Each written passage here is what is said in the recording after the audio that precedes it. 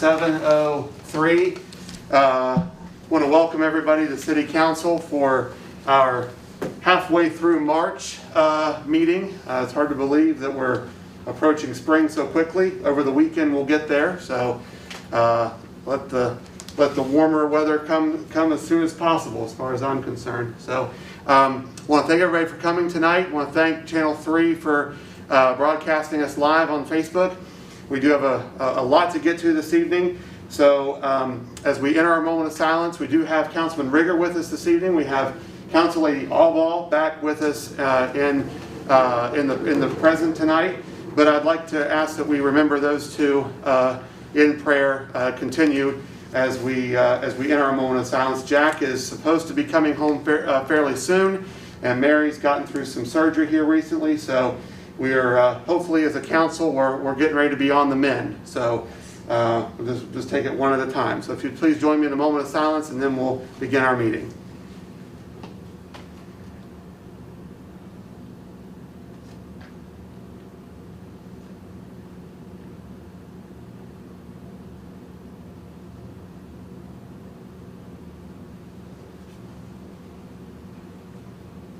Thank you. If you please stand for the pledge. I pledge allegiance to the flag of the United States of America and to the republic for which it stands, one nation, under God, indivisible, with liberty and justice for all.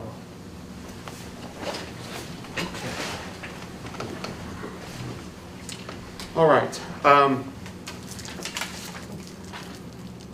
We want to remind everybody that if you do have a question or a comment, if you're watching us live through the stream, you can email us at buckhannon@buckhanonwv.org. Randy will be monitoring that, and we will address your comment or question at the appropriate time. So, starting down the list, we have several recognized guests this evening. Dennis, if you want to go ahead and give us your report from the Parks and Rec Board, we'd appreciate it. And as Dennis is making his way to the podium, we'd ask that anybody who has asked to speak to us this evening could approach the podium. We've got microphones strategically placed through the hall to make sure that folks can hear on TV. If nobody objects, I would lower my mask to read the report. Nobody objects? Okay. As for a report from the Upshur County Parks and Recreation Committee, it's an advisory board for 08 March 2021. It was brought to our attention that the bike trail does not exit onto Well Road. It has its own exit. There is a possibility that the exit road will get new gravel in all probability next year. Inflatables for the pool must be the removable type, with the smaller ones for the kiddie pool. Disc golf needs donations per hole. Donators or sponsors could spend about $400 per hole for basic advertising at each hole, with more spent depending on more intense advertising. This was voted on in motion and passed. Cameras have been installed due to vandalism. Most of the vandalism was in the form of obscene painting. There have also been trucks driving all over the grounds and not staying on the road. And the defective lights at the high school parking lot have been fixed. At the trail ramps, there will be signs with the rules printed on them. These bike trails will not be one way unless needed. There will be no drops until drainage problems are fixed. Mountaineer Trail Network is not completely set up yet, but they are working on it with old and new trails in the system. It could take about 4 years to complete the statewide system. Ideas for the old amphitheater could mean a new skate park, modular pump tracks, and upgrades to the tennis courts. The committee is looking for more ideas from the public for that place. Standing Feather Trail will be building some new and fixing old trails, as well as drainage issues. In other news, there might be a bike club starting at the high school, with that decision pending. There might be guided hikes, and a biology class could hike the trails looking for flora and fauna. And as I turn the page, I'll note this is kind of a sad note. The community lost Roger Lundell last week. Among the many things that he did was to establish the Upshur County Parks and Recreation Service for Upshur County. I'm going to assume that the service was the forerunner of the Upshur County Parks and Recreation Advisory Board on which I sit. Respectfully submitted by Dennis P. Cordes. Thank you very much, Dennis. Thank you. Okay. Mr. Powell, the floor is yours. Mayor, Mr. Recorder, and Council, thank you for inviting me in to speak for a few minutes this evening. Amby asked me to come in and give a recap of the property insurance and the general liability insurance renewals and what's going on. I know you've received the information on Amby. On the property renewal, we are essentially looking at a pretty close to a flat rate as to last year. There's very little change in the rating piece. There are still two different quotes out. One of them is going to the water board. Difference in two quotes is one quote we were looking at increasing the water tank's values. The other one we were looking at removing the water tanks from the policy. I'm not going to get into that specifically unless somebody just wants more information on it. A conversation came in on that regarding how much it was going to cost, replacement cost was on one versus what realistically could happen to a metal water tank as far as insurance. The other piece on that is just a couple minor changes that were made to the policies. We redid the application, reviewed all the properties this year. We increased the value of City Hall due to the replacement cost estimates from $1.5 million to $1,750,000. We identified at the Jawbone Park, the restroom building has about $10,000 worth of equipment inside of it. A lot of it electronics for the speakers, so we put $10,000 on that building to cover the equipment. We also added in $25,000 for playground equipment at the Park Street Park and at the North Buckhannon Park. So there wasn't a ton of changes made to it on that aspect. The other policy just wanted to briefly kind of hit about was the renewal policy for the liability with traveler's insurance. That policy is broken out into several sections. It has your inland marine, your general liability, professional liability, employee benefits liability, law enforcement liability, public entity management liability, public entity employee-related practices liability, cyber, automobile physical damage, and the excess. So that's really kind of a broad policy that covers most of the city's aspects. That policy last year had an expiring premium of $133,066. The renewal premium came in at $145,944. So you're looking at a roughly $12,878 increase. And Amby asked me to kind of go over as to what was driving that and as to why. That increase is coming into two reasons. One reason is exposure. The city's budget from year to year is essentially was $10.5 million the previous year. You're looking at $13 million this year. So in the budget, you're looking up 24%. I'm going to make sure everybody understands the budget was not up an entirely of 24%. A lot of that is due to the fact that the city does control the Buckhannon Volunteer Fire Department. So the Buckhannon Volunteer Fire Department, in the past, Travelers has kind of not included a lot of that inside of there. Unfortunately, because we do have a VFIS policy for that. You've got the volunteer fire department and the paid fire department from the city. The simple facts are, though, if there were to be a lawsuit, Travelers could get drawn into that for employment practices, general liability, because the city does cover. So this year, Travelers was looking to including that into the budget aspect, which is why in the general liability, the exposure is up, the rate was actually down somewhat in that category. Next category is the auto. You're looking at a roughly 9% rate increase. That was driven by 4% on the exposure increase for the auto policy. The rest was just a very small rate increase, which is kind of following the market. Last big part of it was excess, or your umbrella policy. Your umbrella is driven by your underlying policies, such as your general liability, your professional liability, your auto policies. Because those policies were up a little bit, that increased that. So if you look at that aspect, out of a $12,878 increase, those three categories were 91.28 of it, which was 71% of the increase. And that part of the policy increased realistically due to exposure changes. The rate on that overall was Like I said, slightly down in the general liability, up about 4% on the auto. So it was a very small rate piece. The next part of it is going to be your law enforcement liability, public entity management liability, public entity employment-related practices liability, cyber liability. That, if you look at each one of those and kind of break it out, employment benefits liability, no change. Crime for like theft as far as city part of the policy, no change. The public entity management liability went from $54.96 to $69.24, about a $1,420 change. Employment-related practices went from $14,044 to $14,478, about $434. Cyber was up $513 from $48.21 to $53.33. Those part of the rates were based on were just a slight rate increase. If you look at it as a whole, the city of Buckhannon is still well below, I believe, what you'd see as a state and a national average as far as changing in this.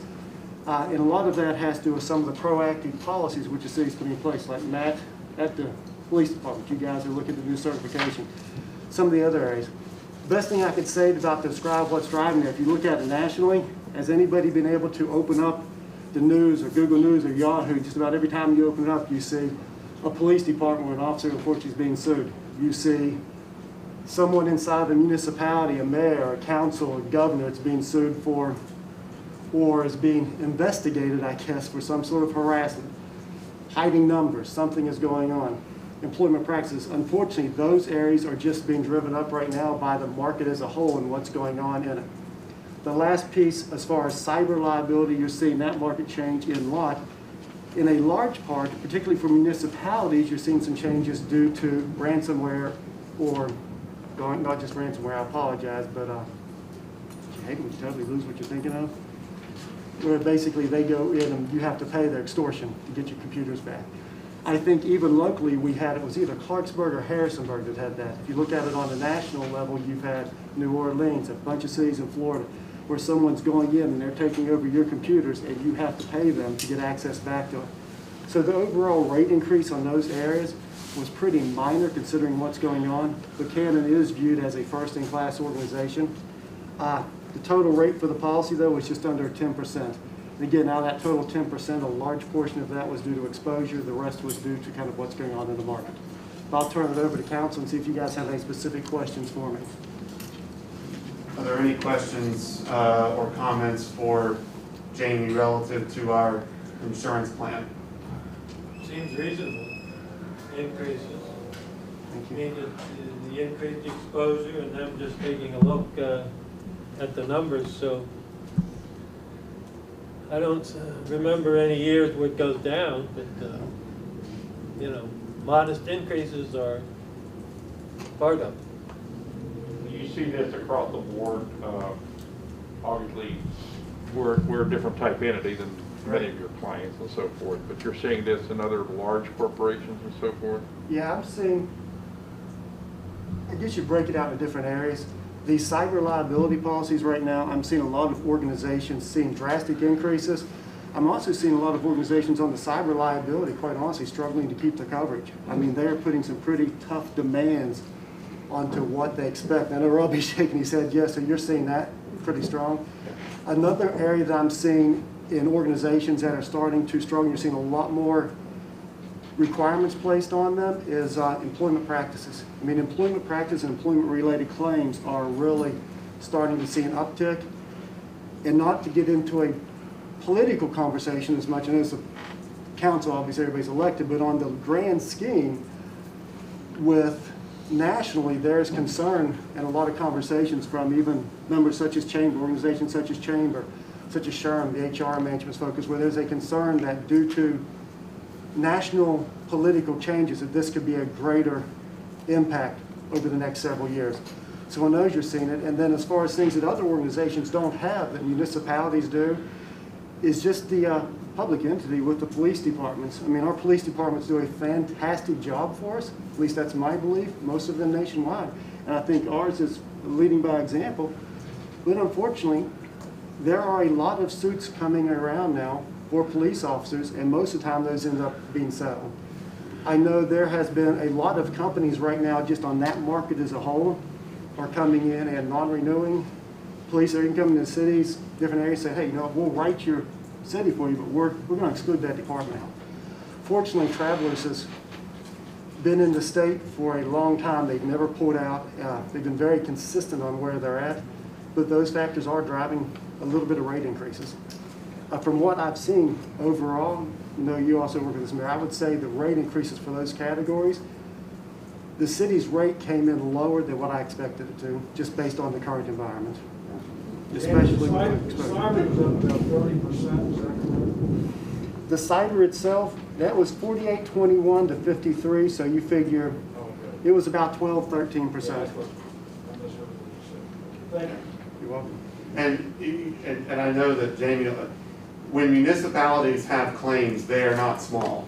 They are very, very large. And so this is a shared risk, and we've seen a lot of turmoil around the country this year, especially in the public entity management, law enforcement area. So it's not surprising that we're, it's, even though he has this conversation, I know I have this conversation, just because you didn't have any accidents doesn't mean things don't go up, because it is a shared risk across the board. So, council, I would entertain a motion that we bring F8 to the table while Mr. Powell is here to go ahead and consider the renewal of our travelers insurance. So moved. Second. All right, we have a motion and a second. Motion by Mrs. Allball, second by CJ. All those in favor signify by saying aye. Aye.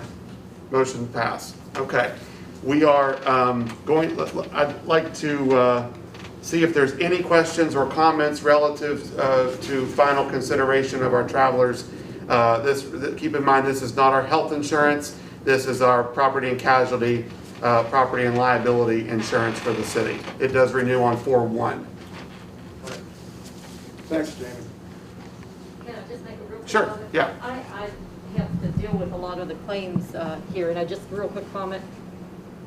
Jamie does a great job for us. It's awesome when I have a claim and I can call, and there's always someone there to answer my question, and they take care of it. If they don't know the answer, they find it right away. So it's great to have that local person helping us with that. Yeah, I agree. Did you have a comment, Mr. Thomas? No, just thank Jamie. Okay, all right, sounds good. Okay, if there's no further discussion, I entertain a motion that we go ahead and accept the renewal terms for travelers property insurance for the 2021-2022 policy term year. Second. We have a motion by Mrs. Albo, we have a second by Mr. Rylands. All those in favor, please signify by saying aye. Aye. Those like sign opposed? Randy, I'll let you be in charge of Jack. Jack also says yes. He Okay, says aye. good deal. Okay, motion carries unanimously. Thank you very much. We Thank you. appreciate Thank you, it. Jamie. Sorry we're sending you out in the pouring rain. Thank you very much. You can stay in the hallway till it's dark. Very good. Okay. Virgil, are you and Mr. Huffman here to both talk about the airport, or? Yeah, we'd like to basically talk together. Okay, sure. That's what I was asking, because you're both on here, both have airport, so the floor is yours when you're ready. I'll take the first lead here. We'll tag team if we need to. Sure. I would also request if I could lower my mask, because I do get a little bit of oxygen deprivation with this thing. Mayor, members of the council, I want to thank you for the opportunity to come this evening and try to explain a little bit of what's going on at the airport. To start off with, for those that don't know me, my name is Brian Huffman. I'm Secretary, the Airport Authority. Virgil LaRosa is Vice President of the Airport Authority. What I want to do is, I believe a letter was presented to council. Phil put that forward, and also a copy of our working budget. I'll just run down some highlights on those. I don't want to take up any more time than I need to. The Airport Authority, to start off with, has had the unique opportunity to be in charge, basically, of the operations of the airport since it was completed in '94. And for those that have been up there and seen the progress since then, certainly part of that has been due to the generous contributions of the City Council and also the County Commission. Unfortunately, we're here tonight, as I'm sure you got from the letter, to request some financial assistance. Given the past circumstances over the last year with the COVID issue, we've seen a significant decrease in aircraft operations at the airport, and that, of course, results in a loss of fuel revenue. So if you look at the budget, the two columns that unfortunately tell our story is the last two columns. You can see initially, if you look at that, from what we're projecting from July of last year to June of this year, is a decrease, the first line there in the fuel revenue, and that's the major hit that we're taking at the airport. The other items down through, some of them will point out, certainly we show the contributions of the city and the county commission. In addition to that, in fiscal year 2020, we've also been certainly fortunate to see some COVID release. We got relief. We got a $20,000 grant through the FAA, Federal Aviation Administration, and we're looking also this year the same program through the FAA of FY21 of an additional $9,000. Additionally, what we'll see in the future here, we're not sure. We're certainly hopeful that the aviation industry will see some relief, some additional relief of that. But again, the bottom line, go down to the bottom, we are projecting for this current fiscal year we're in, 2020 to 2021, of a little over $40,000 deficit. We're also projecting in the last column, the upcoming fiscal year, 21 to 22, we're also looking at a little over $39,000 deficit in revenue. With that, I will also want to add, you'll see a little note down at the bottom. We have a carryover balance. We do have some funds available to us, fortunately, that we've been able to stockpile over the previous years.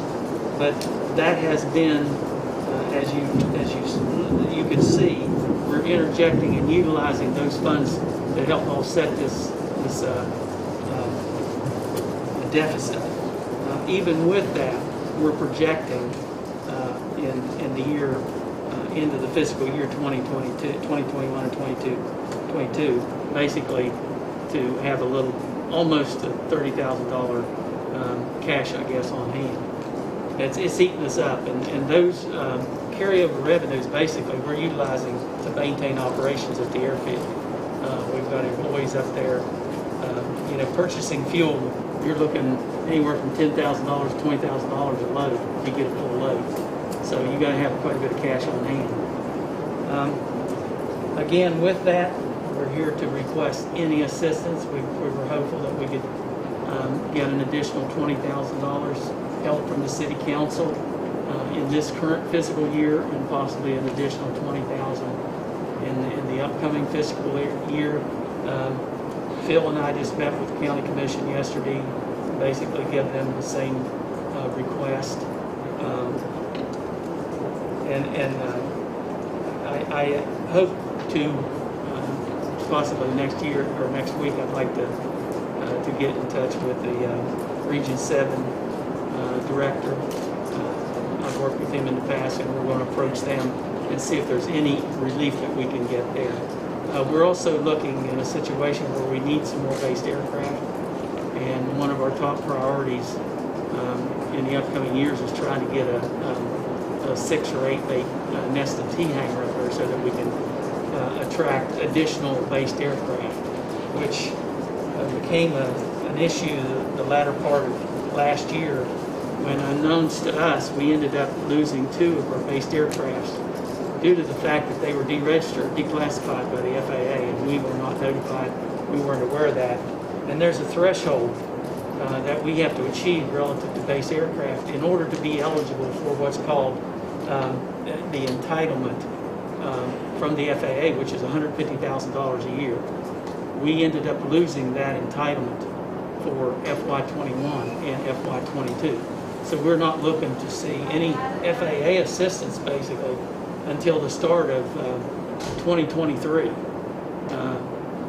Their year starts in October, November, or September, October of the end of the year.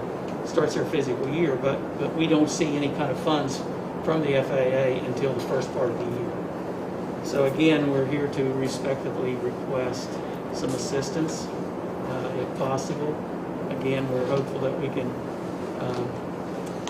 obtain additional $20,000 each fiscal year. With that, I'll pull my mask back up and shut up, and be happy to answer any questions. Virgil, I want to give him an opportunity also to say anything, but we'd be happy to answer questions. Yes, ma'am. If I could, let me say while I get it out, okay? On your letter, March 16th, it said that, and also a loss of approximately $40,000 for the next fiscal year, ending June 30, 22. The bulk of these losses came from reduced fuel sales. Is that because you're not using so much fuel? Our fuel sales are totally dependent on the traffic. On the traffic. If we don't, That makes sense, I understand. yeah, if we don't get aircraft in, we don't sell fuel. That's And- right. And given the current situation we've had in the past year, aviation activities on all airports, not only in West Virginia, but Have gone down. down, Okay. significantly down. One little light at the tunnel at the last meeting we had, our operations manager just did mention that the end of April, first of March, we are seeing a little uptick in operations, which will hopefully looking forward, we'll see an increase in operations. With that comes an increase in fuel usage and fuel revenue. The projections we have for fiscal year 2021 and 2022 is a projection, and we're only projecting what we feel the operations might be that year. We're certainly hopeful that our operations will get back to where we were in fiscal year 2019, 2020. Several years back, we had a tour out there, and Yes, it was really, really descriptive and informative and everything for anybody that went, part of that. But my question is, how old can you keep the jet fuel and then still be good? It does have a life. Now, I knew that. Yes, I knew that from military days, but I didn't know how. Just have to refresh it. Refresh it. You refresh it. It determines certainly due to the climate, the heat that's involved, and how much you have in the tank. You can't really set a time on it, but they have to test that periodically. And if that test tells them that they need to replenish that fuel, then they have to replenish the fuel. So that's dictated by test, dictated by weather, etc. You answered my questions. They weren't that Thank you. in depth, but those were ones when I was reading this. That was Yeah, the one that thing, on my mind. the one thing that I will add, the hangar space that we have up there, we're actually hopeful, and we're working with a possible tenant right now to lease the remaining portion of a B2 hangar, which Health Net is in the That other. would be income. Yes, that will be some additional income. Good. I think it was a little over $1,900 a month, and that should start in we've scheduled that lease to start April 1st. That will max out our hangar space, and that's why we feel it's a priority to get more hangars up there to attract more based aircraft, more operations, more fuel, more hangar lease. Yes, sir. When do the majority of your leases renew? Do you have them scattered throughout the year as just when interest takes place, or do you try to renew them all so that you can project your funding throughout the course of a year? Okay. Box hangars, which are the bigger hangars, bigger aircraft. We've got two huge hangars, or 100 by 100s, and then we've got two other smaller hangars. Those box hangar leases are negotiated based on an annual. Health Net's lease is coming up here, I think, at the end of this month. Their original lease was a 3-year lease. With that, you get a little bit of reduction in lease rate, which is attractive to the leasee, and guarantees us some forward revenue. The box hangars are rented on a month-to-month basis. So we call it the original, like box hangars, the original lease date is their anniversary. So like I say, they'll have their anniversary rule. Now their new lease will be a 1-year lease. So on Now, health.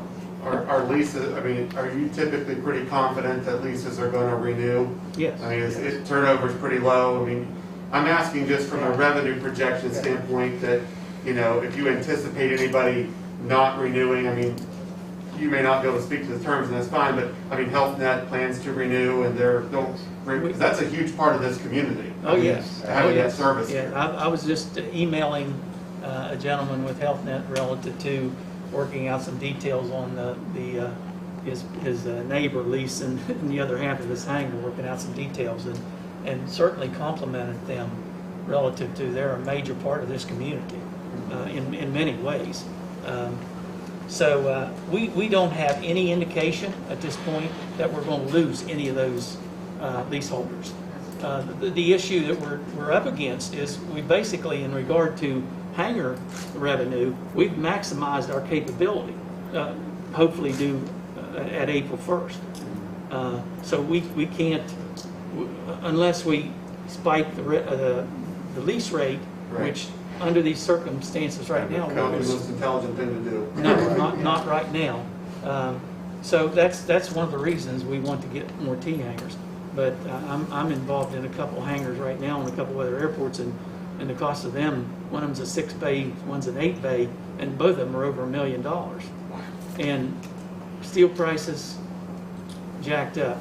Everything's jacked up. So My final question before any other council members want to jump in would be, we have budgeted $15,000. That's typically our contribution to the airport. yes. Are you requesting that we just bump that up 5, or are you requesting an additional $20,000 on top of the $15,000 that's already in the budget? Just so we're all clear. Unfortunately, it's an additional 20. Okay. All right. I just want to make sure. For each year. Again, you can see we're down roughly $40,000 each year. We're talking to our sponsors, the city and the county, both in regard to the same issue. Is that the total amount, or you're asking that from us and that same amount from county? Same amount per each entity. All right. Yes, ma'am. So it'd be 20, like I say, this year, 20 next year for each entity, total of, you know. So Brian, 80. is this Yes. budget shortfall a result of losing that $150,000 a year, or combination of that and, you know, the less traffic and?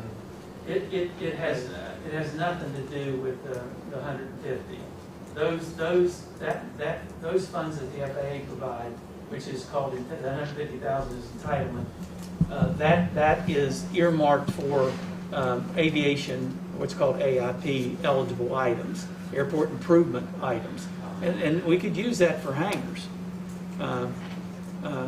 The problem is, you get $150,000 a year. You can stack that for 4 years until the first year starts rolling off, and so you're up to $60,000. Hangar costs $1 million, unless Matt can come up with some additional discretionary or state enforcement money to put with that. We're sitting here with the, you know, little ability to go with the hangars, because you know we have expenditures on the construction of the hangars basically that are up there. We're still paying on those. So, long answer, no, the 150,000 is not directly related to this particular issue. It's as you can see, it's pardon. More market driven, and Well, we're it's hopeful that 2 years from now, you know, we're in a different situation. Or? yes, definitely. I think it's the major part you can see there is the fuel usage, which is directly due to our current situation. Yeah. that everybody is taking it on the chin. So, I know you've done a great job up there, and the new terminal is really nice, and I think it's an important asset, so I support increasing this for the, we were only deciding for this year, but I think it's important. We wanted to give you the full picture. And yes, we are hopeful. Like I say, it was encouraging for our operations manager to let us know that there was a little uptick in air traffic. And unfortunately right now, the bad thing about losing that $150,000 is right now the FAA projects are 100% grant money. So Now, there is some in this latest CARE Act, $8 million earmarked for West Virginia airports. Is that, have they provided guidance on that? And is that an option that you might get some relief there? Again, Matt has informed us, and we're in the process of executing a FAA grant for the $9,000, which is reflected in, if you look down that second column from the right, you'll see that $9,000 in there. That is you'll see there, it says FAA COVID-19 Recovery Act reimbursement. There's a $20,000, like I say, that we got in fiscal year 19 to 20, and we're getting $9,000 this year. That I understand is prior to this last congressional COVID bill. We don't have any clue of what might be generated from that. We're hopeful that certainly something will come out of that, and then the burden for us to come to you hopefully will decrease. So we don't know. We're just looking at what we're seeing right now and trying to prepare for that as best we can. So. We've also got a contact in Senator Manchin's office with the airport authority there, and if anything comes up, they are going to inform us of what could be available to us. So is there a timetable for guidance on this latest bill? I have no clue from the FAA. I don't know right now. I'm pretty sure that Matt, who is the ADO of West Virginia for the FAA, doesn't even know at this point what kind of funds he's going to have available.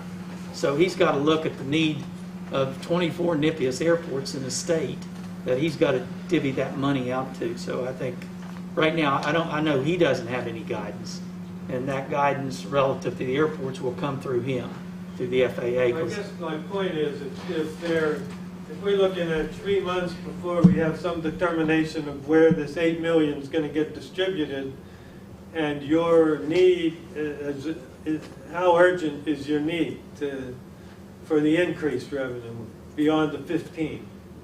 Well, right now you can see we have that carryover money we're utilizing, but it's a savings account basically that's getting drained. Right. And we don't know. We can't predict when that. Our predictions here may be that'll be gone by the end of June of this year. We don't know. And the problem too, and I'm sure there will be provisions made for that, but the FAA only writes grants at a particular time a year, one grant typically. So this grant, this $9,000 grant, is being written right now, and all the grants in West Virginia through the FAA has to be in place the 1st of May of this year. So whenever the direction and the funds come relative to this last bill, I don't know that the FAA will actually be able to write grants until FY 22, which starts September, October of this year. So I have no clue relative to, I don't see, unless the FAA makes a special provision relative to additional grants. You see what I'm saying? So somewhat. Well, their fiscal year starts like 2021 started October last year, runs through September this year. Okay, so last year's the 2021 grants are just now coming due in May. Okay, so if additional money comes it may not be able to be distributed until FY '22, early May '22. So I don't know how they're gonna, how they're gonna deal that. I think we should approve your request. I do too. So is that a motion? Yep, I'll make a motion to. All right, so just so we're clear, there's F9 and F10. They're both for the same amount, but they're just for different budget years. You want to take them up one by one? Well, I don't mind doing it for both years, but at least for the first year, definitely. Okay. I would support the first year, and let's see how things unfold with this other CARES money and. Okay. Yeah, the way it's worked, we put a request into you, and then the money is distributed, so, We'll work with it. yeah, yeah. So I'll make a motion that we approve See, they get second. Are you seconding? Sure. Okay. So we have a motion and a second. Who was the motion by? Mr. Thomas, and then the second is by Mr. Rylands. Now, not to put them on the spot, but it might help, might not, but how were your discussions with the county commission positive? Yes. Okay, Thank you. that's good. Yeah, and we're not gonna sit here either, like I say, I wanna miss Mr. Whitehair, I was trying to think of his name, Shane, I've worked with him before, and I wanna go to him and see if there's any opportunities relative to the Region 7 group. I know USDA in the past has funded hangars on airports, so we're gonna, I wanna approach that angle also. Well, community problems deserve community solutions. Yes. This motion that has to do with F9, correct, Mr. Mayor? That is correct, for the fiscal year 2020, 2021. That's the one we're taking Motion by up Thomas, presently. second by Rollins. Just for 1 year. So I'm hearing the discussion from the council is that we'll support the first year, and then we'll be kind of a wait and see for the following year. But, if we'll obviously entertain the request if we need to in the, down the road. Well, So, I think it's prudent to wait to see what happens. Yeah. Next year, nobody can predict. Right. Our prediction may be off. I just want you to know we're doing everything we can to get Sure. as many grants as we can. Certainly We appreciate it. It's a volunteer board, and there is significant responsibility attached to that volunteerism. And I think that you're to be commended to accept that responsibility. And, I served on that board for a while, and it was a little over my head It's sometimes. intense. I've been to those meetings, it's intense. Aviation, if you look at it, it's a big, I don't want to call it an animal, but an entity there. There's a lot involved in dealing with the Yeah. FAA and the funding. More anachronisms than. Yeah. This is a service to the people of the community, not just to the city, but the Upshur County and around. And that's the important thing. Just for the fact that we have health net up there. That's right. Is a major asset. And That's exactly I right. know a few people that can thank that for their lives. Yes. And the only thing we're asking for is status quo, Yeah. that we can keep it the same, at least at this point. Well, thank you very much. Didn't mean to take up so much time. And we certainly, We have a motion and a second. So let us vote, just so you can leave out of here and know that we're, so the motion has been made, it has been seconded. I'll call for the question. All those in favor, please signify by saying aye. Aye. Jack says aye as well. Okay, like sign opposed? All right, the motion is carried unanimously. thank you very much, and there's an open invitation to visit the airport anytime. Yeah. Thank you. Thank you, guys. Thank you. Have a good day, be safe. Mr. Is there I've already somebody given it trying to talk on him. the Yeah. phone? All right, thank you. What's that? Do we have to sign that? I don't know what it is. You hear it? On what? The box sitting I on don't the mayor's think so. desk here. Mayor, is somebody trying to talk on the phone? Your box is squeaking or something. Is anybody on the phone that wants to speak? That would have been Jack probably.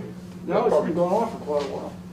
Well, That I was think probably Jack's phone, yeah. there's echo because we've got Cy- microphones. Cyber, That's right. Chinese.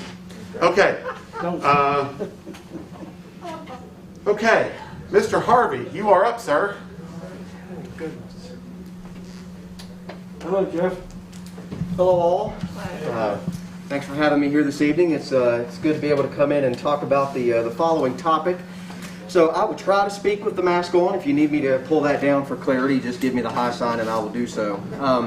So I'm here to talk tonight about some discussions that we've had over the past few years, and that is a study of the delivery of emergency services throughout Upshur County, the geographic boundary of Upshur County and all that it includes. And so we have had these discussions off and on now for at least 3 years, if not 4. So I wanted to be able to share with council tonight kind of an update as to some minor alterations to to what I think the proposed scope of work would be on that, and just try to clarify some questions associated with what this study actually is. So if you remember from at least 2019, we had talked about the possibility of a 3-phase study. The first phase of that we kind of called, just quickly, we called foundation, which was really a lot of assessment. The second phase was kind of building on that foundation. It was a lot of planning. And the third phase was all about validation. So it was a lot of training and exercising based on some of the findings from the previous 2 phases. Well, through the course of that, we've maybe need to look at the way those phases break out just a little bit differently. And actually, I would advocate more of looking at the first 2 phases of that and kind of leaving the third phase of that shelved for right now, just in lieu of what we might find in the first 2 phases. So the description of that phase 1, the assessment. Identify all elements, including capabilities and needs of the existing public safety network/system by engaging local government officials, emergency services providers, and ancillary partners. Work on a foundation of trust. So this is all about unearthing what we do well, what gaps we might have, and getting all of our folks engaged and working toward in the same direction. The second phase on that was, again, building on what we learned in phase 1 by compiling a series of recommendations to improve service delivery across the county, outlining mutual aid agreement updates, updates to local regional resource inventories, etc. So originally, like I said, we kind of maybe shelve phase 3 right now. We looked at phase 2 as being the composition of what I had called at the time a comprehensive emergency management plan, sort of like a revised and updated and enhanced emergency operations plan for our entities in the county. I think what would be a better use of that second phase would be to think of it as more of like a strategic action plan and maybe a list of implementation style projects a la what you might see in a comprehensive plan for a community or something like that.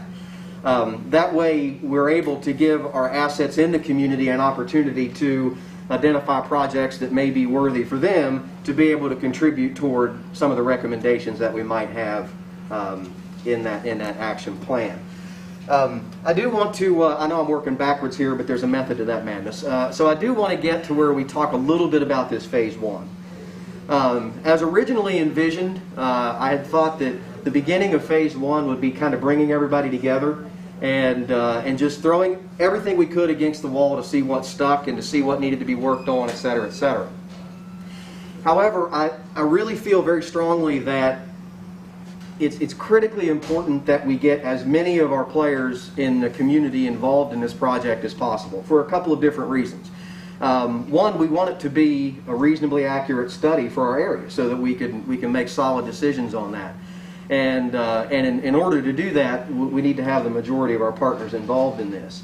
So rather than just start with the big meeting and try to get the ideas out and all that, I think it would be very helpful for us to spend the beginning of this doing what I would call as like a road show and going door to door to our agencies. And I'm going to talk about who those agencies are here in a minute. But go door to door to our agencies and just ask them. Let them talk about what the project is, what the project isn't. Right now we've talked about it in these type of fora quite a bit. So I want to be able to go and my team and just talk personally with each of these agencies to let them know what types of role they might play in it. Ask the question about, what would they like to learn from this? What benefits could they derive from this? And try to garner some of the participation that way. And I think if we can get a good solid basis of that participation, then we can accelerate some of the activities in the latter part of this first phase because we start out on a firm foundation. The other thing that I want to say is that, I want to there's kind of two sides to the coin about looking at the project right now. So there may not be, this may not be the opportune time to look at it just because of some of the conversations we have going on surrounding emergency services in the community. I think that some could make that argument. However, I think a more compelling argument is that this is the time to consider this type of a project, because given the COVID challenge, we have shown that our community comes together very well whenever we have a common enemy. So we respond together and we work together very well. To that end, I did have an opportunity to speak with the county commissioners earlier today, and I did get a call from them prior to coming here. They have agreed to participate in the project as kind of presented with the going out, doing the road show, and talk to that. The other thing I think we want to do at the beginning is talk about what the public perception of this is. Again, our public's been in the same boat that some of our agencies have been. They've heard us talk about it in these types of venues, but I think they have a lot to say about the actual result of the delivery of some of our emergency services. I know at least here in the city, some of your response entities have surveyed the public and gotten some data there, and there's been some good insights from that data. So I think that we would want to fold some of that type of an effort into the initial part of this project, if you would elect to go forward with it. So I see that kind of like phase 1A would be buy-in and would be public involvement. You know, public involvement, a series of different activities to do that to the extent that we can in a COVID environment. You know, looking at some traditional, town hall style meetings. I think also folks are getting more and more comfortable with technology, so we can look at things like surveys and some other maybe digital activities. Just in my consulting work, I've learned that surveys are a good venue to get some quick, honest comments, especially if you can ensure the anonymity of those that are responding. We typically like to put a contact in there that if anybody would like to be followed up with, we can do that. But the different venues get us different type of information. Liaise with civic organizations may be another way to get some quick feedback on that. So those are good solid ways to start. The latter half of that phase 1 would be when we would move into a series of assessments. So we want to look at what has happened, what risks do we have that we just haven't had to face yet, so that's risk assessment. I think because we might have a good level of buy-in there, we can look at how our agencies have performed across core capabilities, so we can get kind of a needs assessment and a capabilities assessment out of that. So that's valuable information. We would have that information available to us even if the project was just one phase long, because that would all be actionable data that any of our participating entities would have access to. So I have one more thing to tell you by way of presentation, and then I can pause for a minute. So one of the things that I want to try to emphasize about the project is it's not just a survey of the traditional emergency services providers, police, fire, and EMS. I think if COVID has taught us one thing, it's taught us that the emergency response infrastructure is a lot more than just those traditional 3 agencies. We've got a task force here locally that's met for, well, it'll be a year next week. They've met at least every other week.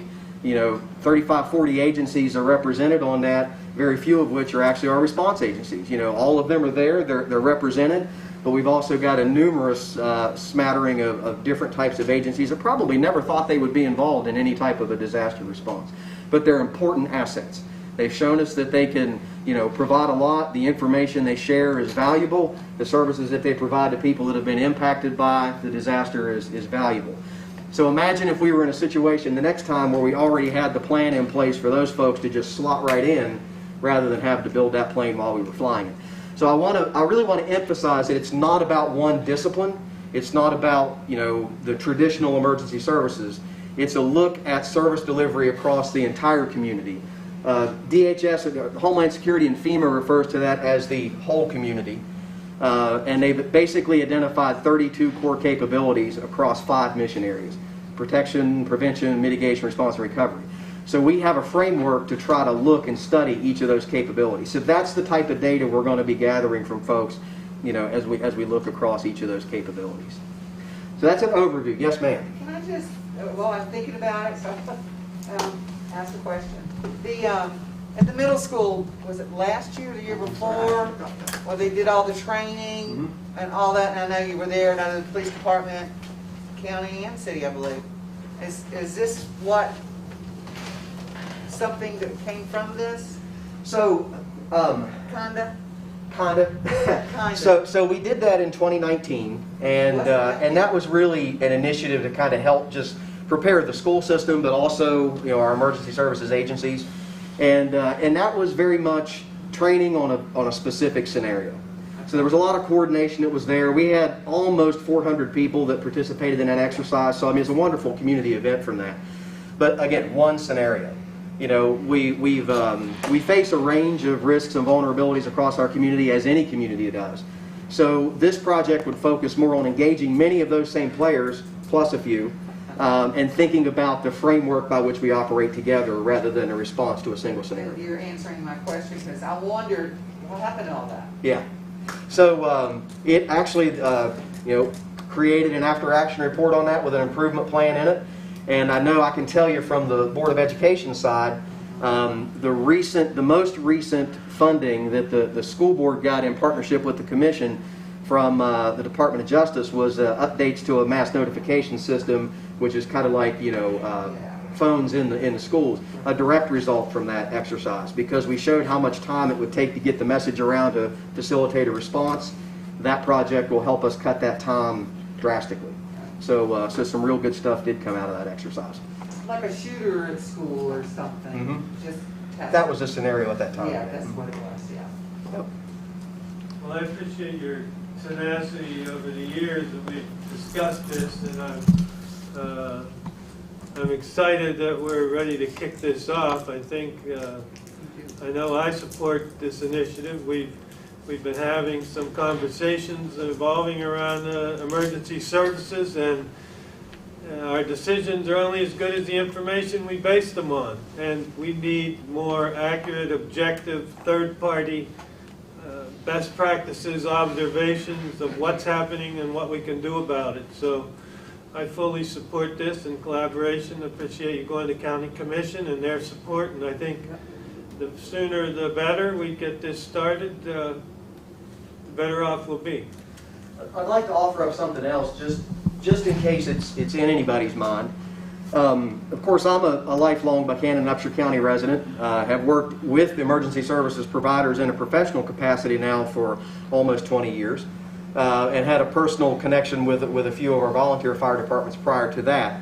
And I've worked in a lot of different capacities with emergency management over the years, kind of writ large in the community. So I know that there may be a bit of a misunderstanding that this project is facilitated at the company level by me. But I'd be remiss if I didn't let you know that it's not just me under the JH Consulting umbrella.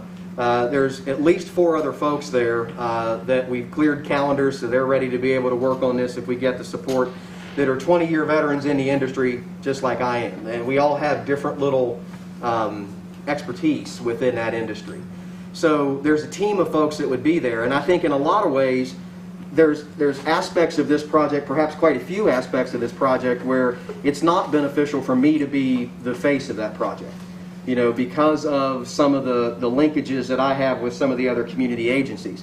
The point is that the project has the potential to be very beneficial to the city, the county, and all of our agencies in there. And if I need to take a back seat and let some of my staff drive the bus on that to get major benefit out of that, I'm happy to do that.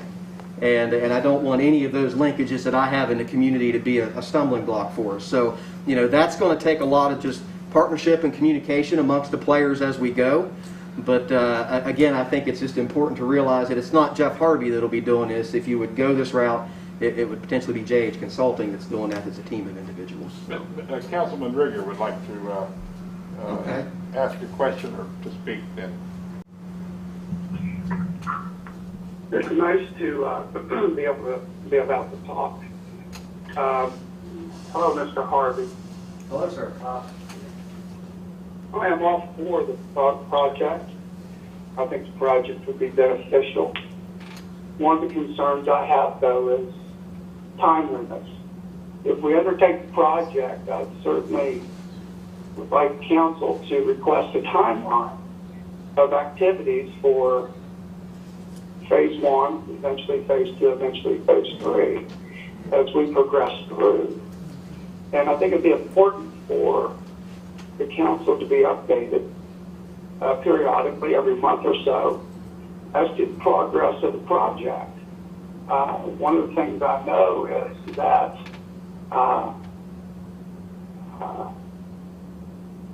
without timelines, without goals met, the can be kicked down the road. And I think this project is serious and important enough. We need to be certain that all parties are engaged and involved in creating a plan and documents that are beneficial. Essentially, that's my point of view. I'm certainly going to be a yes vote on this. And that's about all I have to say, gentlemen, ladies. Thank you, Mr. Rigger. Good to hear your voice. Yeah. Just don't use too much of it. So I think what you're proposing this evening is we kind of consolidated 1 and 2. Can we look to push these 2 together by the end of the year? Well, I think I'm very much into the mode of under-promising and over-delivering on time frames there. To Councilman Rigger's point, I do think that a work plan would be one of the first things we'd want to put together for the benefit of all parties involved. I would like to say that we'd look between 8 and 12 months per phase. So that's 2 years, and I know that's not as fast as many would like, but the reason that I want to do that is I believe very strongly that getting folks on board up front is critically important, and I don't want to truncate that if we're having some good conversations with folks. I also think that if we have a successful phase 1 that takes between 8 and 12 months, that maybe the time frame speeds up quite a bit for phase 2 because we have some good groundwork laid there. So again, I hesitate to put a firm date on it just because I don't want to oversell expectations on some of that. But I think a conservative estimate would be 8 to 12 months per phase. So. I think it's important to note as well, as we just could take just a quick pause. Joining us this evening are President Christy Tenney with the Upshur County Commission, and Carrie Wallace, County Administrator with Upshur County Commission, and Joe Gower, who's Chair of the Upshur County Fire Board. We have, as we know, we've had many conversations across the different government agencies here in the community over the past several weeks and months. And I want to personally, on behalf of the council, thank the County Commission for your commitment to this. I think it's critically important that we have both entities supporting the effort and supporting you and your firm and your endeavors are only going to be as good as the information that is provided to you. And we had a conversation at the fire board meeting the other evening led by President Tenney, and it seems like that all of our county fire departments are supportive of this endeavor as well to provide information. So the more agencies that we can have coming to the table, the better our community is in total. So I think this is an excellent step in the right direction. I support it wholeheartry. I've had several conversations with Jeff leading up into this point, as many council members have as well. And I don't want it to go without noting that we are very appreciative of the County Commission's support of this as well. So it's good. We're working together for a solution to the community. So.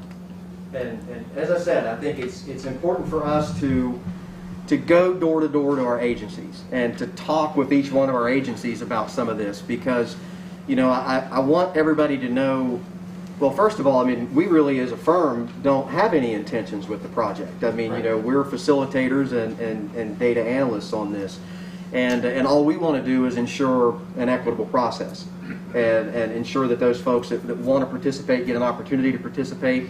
And I'm sure that we have a lot of agencies, again, outside of not just the traditional emergency services, but outside, that may have some questions of things that they might be able to learn through this process through participating in it.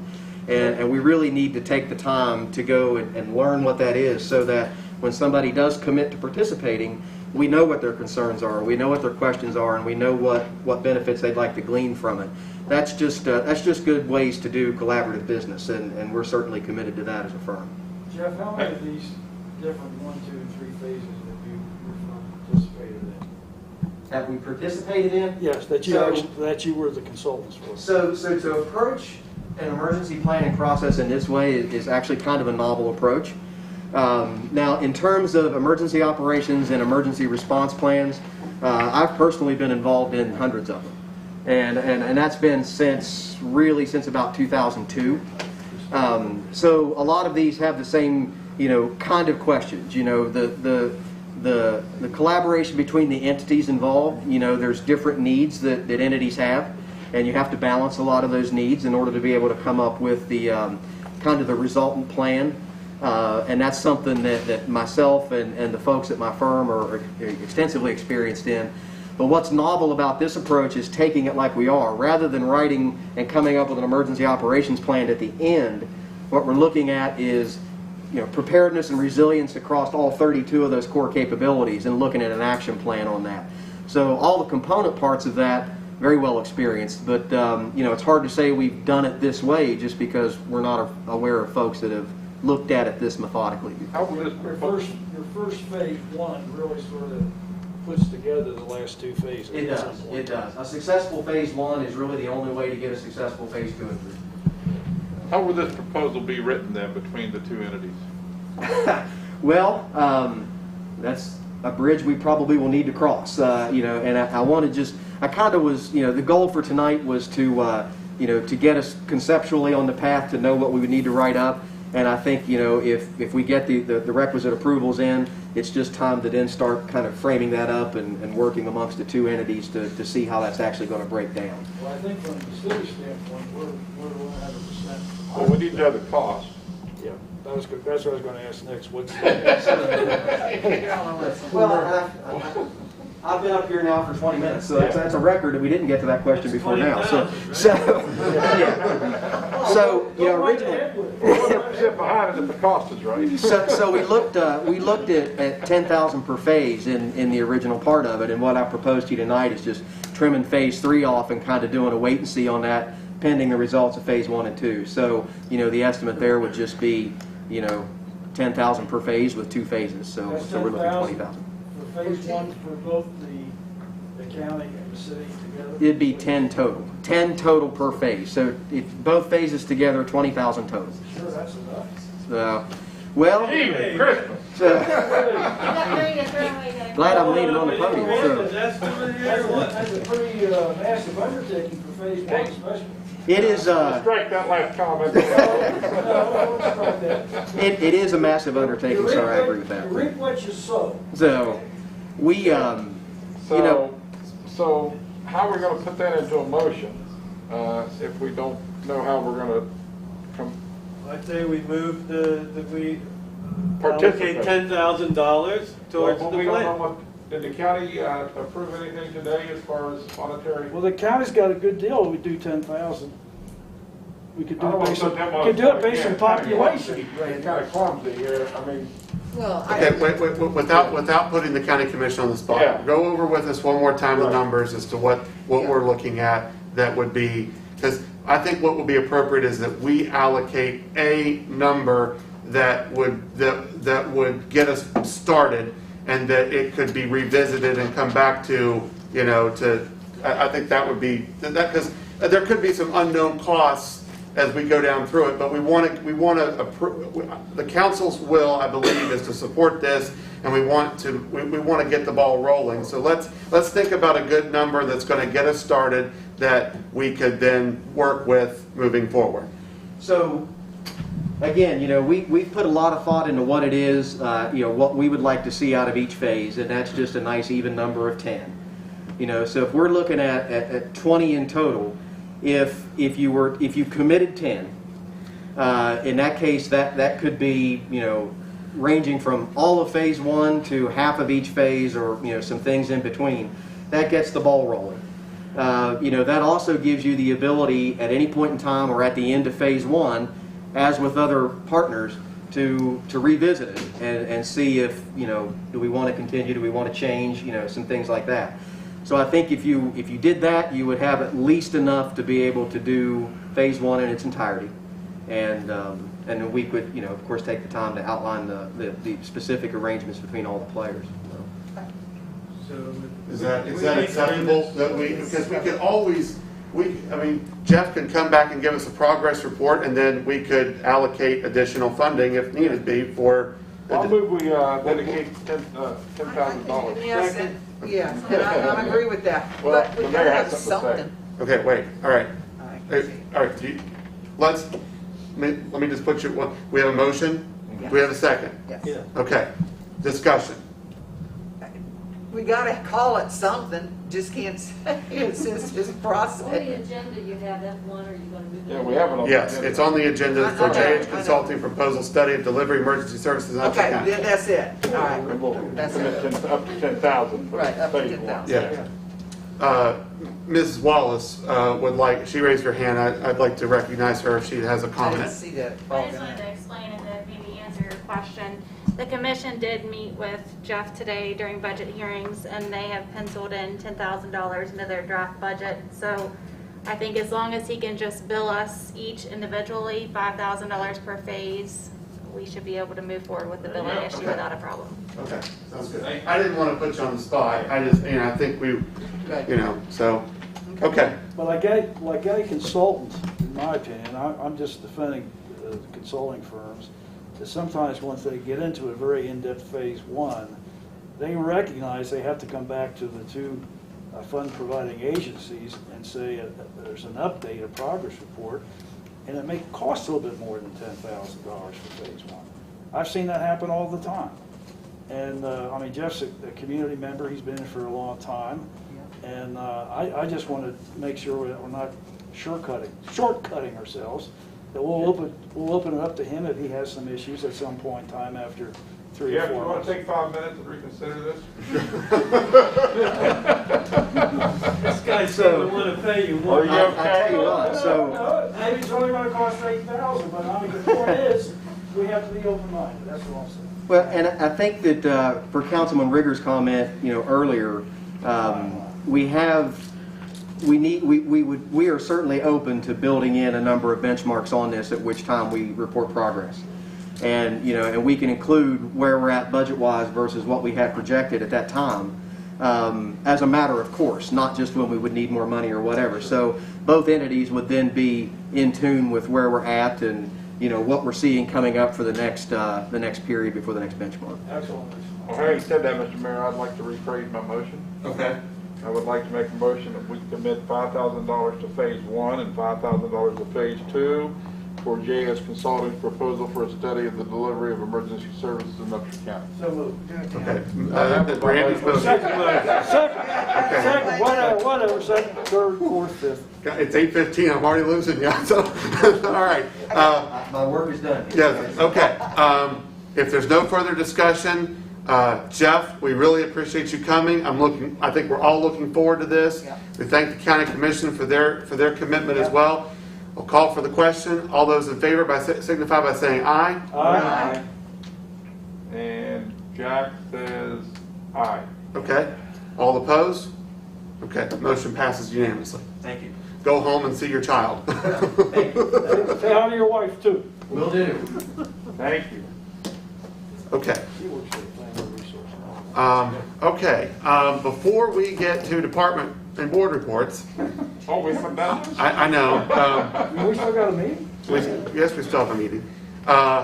It is someone in this room's last meeting with us in her official capacity.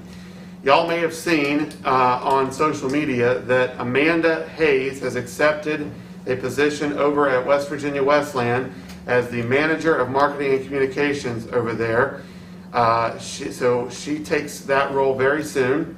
This morning was her last county commission meeting. This evening is her last city council meeting. And Amanda, we really appreciate you as a journalist over the past several years. 16 has it been in the journalism profession in Buckhannon. We appreciate you. You've covered us well. You've covered a lot of community events well.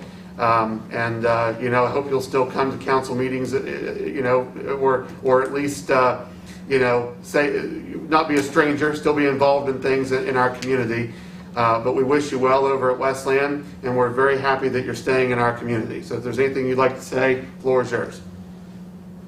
Congratulations. Thank you.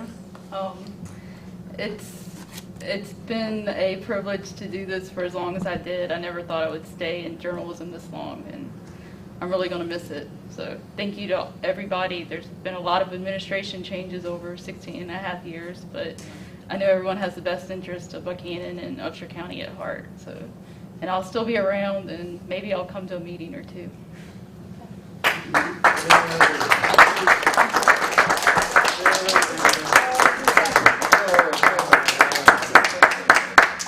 You're still getting some seafood chowder. Thank you. Okay. Are you sure you want to take that job for what they're paying you? Dave Thomas wants to know. I did not say that. Oh, okay, I'm sorry. I'll get into negotiations. That's exactly right. Negotiate your terms. That's right. Never mind. Okay. Do we have any other guests that would wish to speak in front of the council before we move down to department and board reports that may have missed signing in? We have no one else on the phone, Mr. Mayor. Okay. All right. Anybody can feel free to chime in anytime. Okay.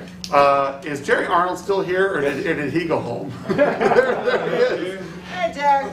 You didn't know you had an option to go home, did you? We've had a few council meetings that have ended before this time, and we're just now to department board reports. So, Mr. Arnold, welcome. I don't think I can talk as long as Jeff, but I'll try. Yeah. You've done it before, Jerry. The new phone system at the new facility will be installed next week. The street department continues to work on the Gateway West project, and we hope to start installing light poles next week. The water facility upgrade is completed, and the electrical upgrades are about 80% complete at Jawbone Park. That's for the additional stuff we need for the vendors down there.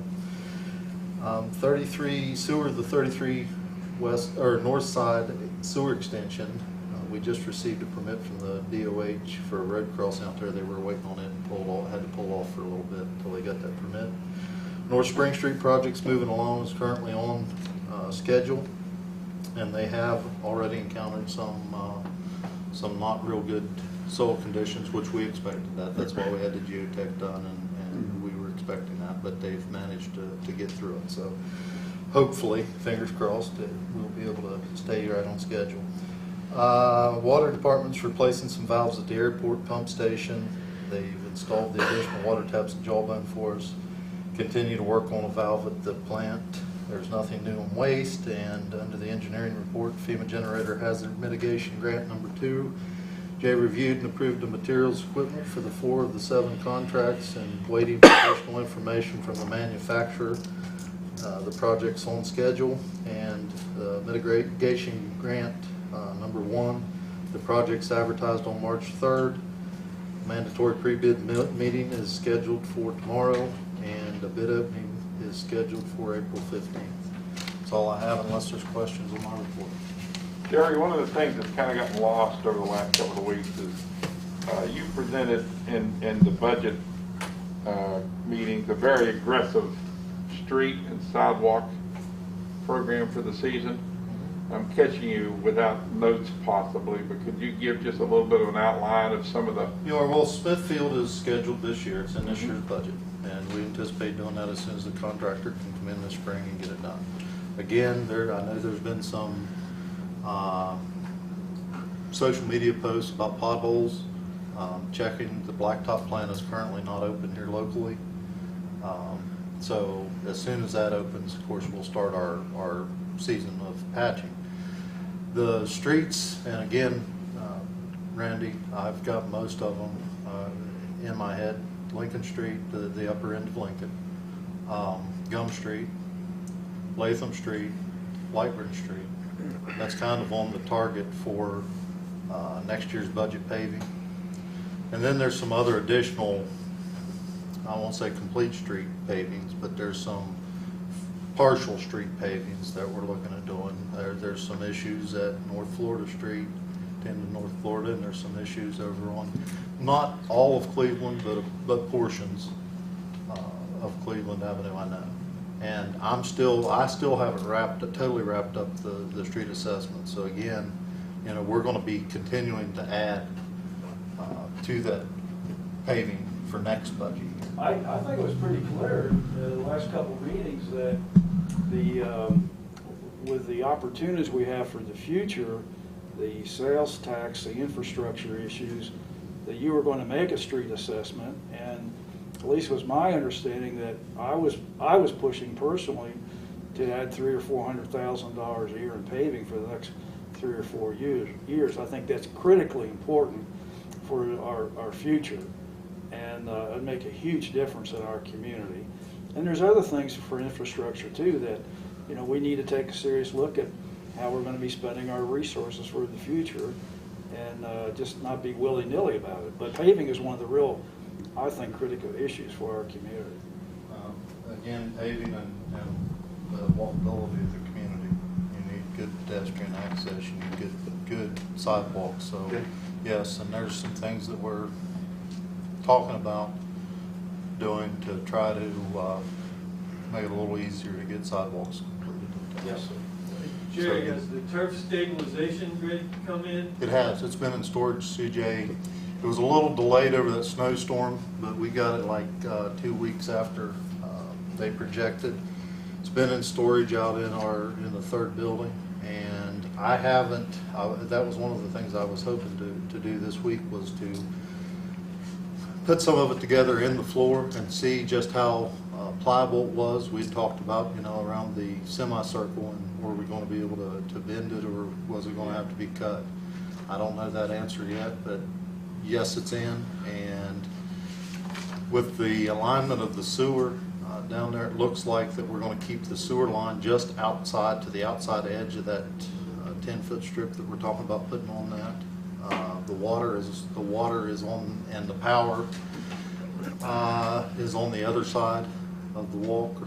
So what we were trying to do is keep conflict of utilities from this grid stabilization in case we ever had to go back in there and dig something up. Of course, we don't want to dig through this stabilization material. Yeah. I see you got the soil screening equipment on strategic. Yes, sir. Is that something you want to discuss now? That puts the words out of my mouth. Good idea. There we go. That was where I was. You have in your packet. That's all good. I'm glad. You have in your packet a quote, and again, you know, CJ and I have talked about topsoil is getting harder and harder to get.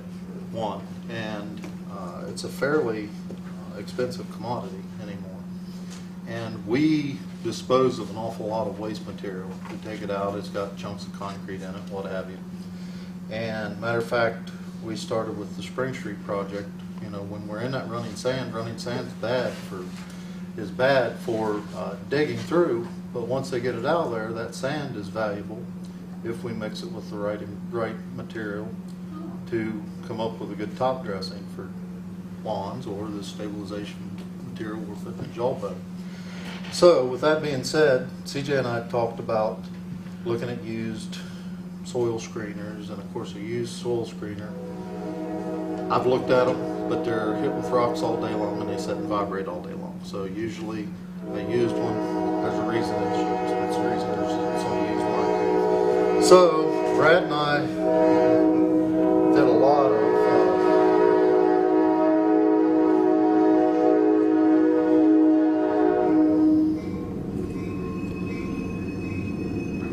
of investigation into just what was available, what was out there, and what would fit our need the best. And we came up with this, and again, there's one quote because this is the only one, or the only people right now that are making this solution.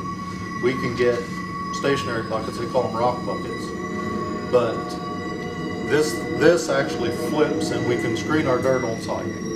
Instead of having a machine that we have to either drag behind the truck or whatever, this fits right on our skid steer piece of equipment we usually have at our excavations, and we're able to screen on site. For instance, if we were talking about the Spring Street project, we can save an awful lot in transportation, if we take the material out of Spring Street, screen it on the street, on site, and then haul that material to Jawbone to be mixed with other materials to be used as a dressing on top of this grid we're talking about.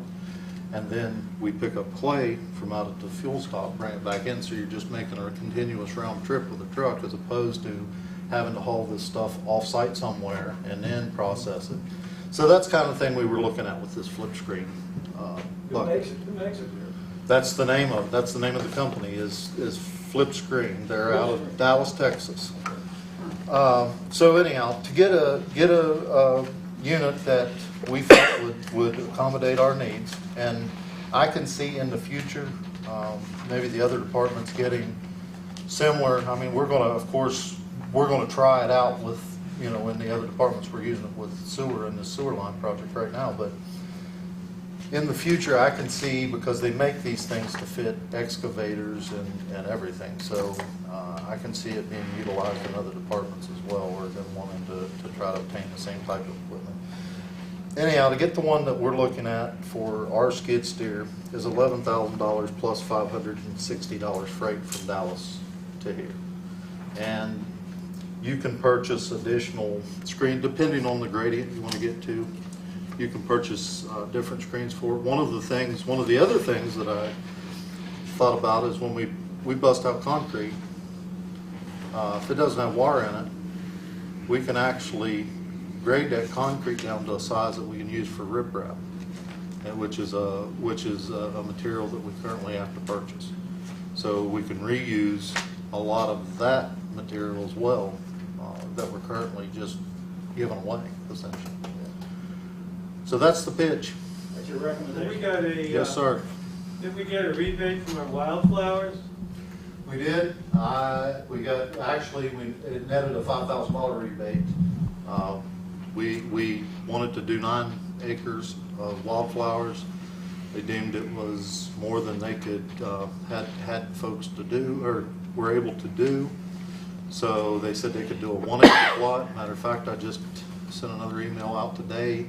They were wanting to know specifics between mile markers, and I told them between mile marker 13 and mile marker 11. That's would be between the Brushy Fork exit, or the lighted Brushy Fork, out past the bridge towards Morton Avenue.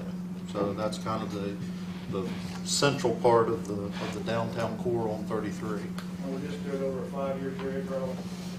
Well, the 1 acre they're going to do. I mean, that's $600. Now, I think we're going to have some meetings, or try to have some meetings and expand on that, Dave, but I wouldn't want to say that 5 years from now we'll be able to have 9 acres. I hope. Yeah. That's our plan. Yes. Yes. So the quote for the flip screen is $11,560. It is on our agenda for strategic issues for discussion and or vote. I'd like to ask Amby what her position is, also the treasurer. Okay. Amby, what's your position as treasurer? Thank you. The short answer is yes. I think he needs that piece of equipment, and we've got some projects, and we have some projects that we suspect we may not be able to complete this year, so we'll have funds available for that. I move we. Well, Jack already made a motion. Oh, I second it. One line. Who made the motion? Jack did, and I seconded it.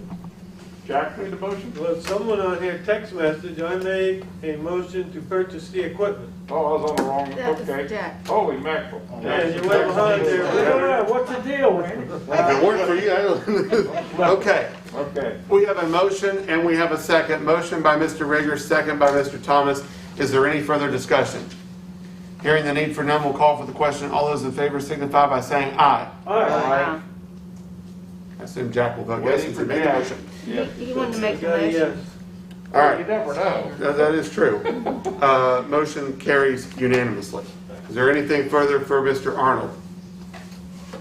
Thank you, Jerry. Keep Thanks, up the Jerry. good work. Thank you all. Take care.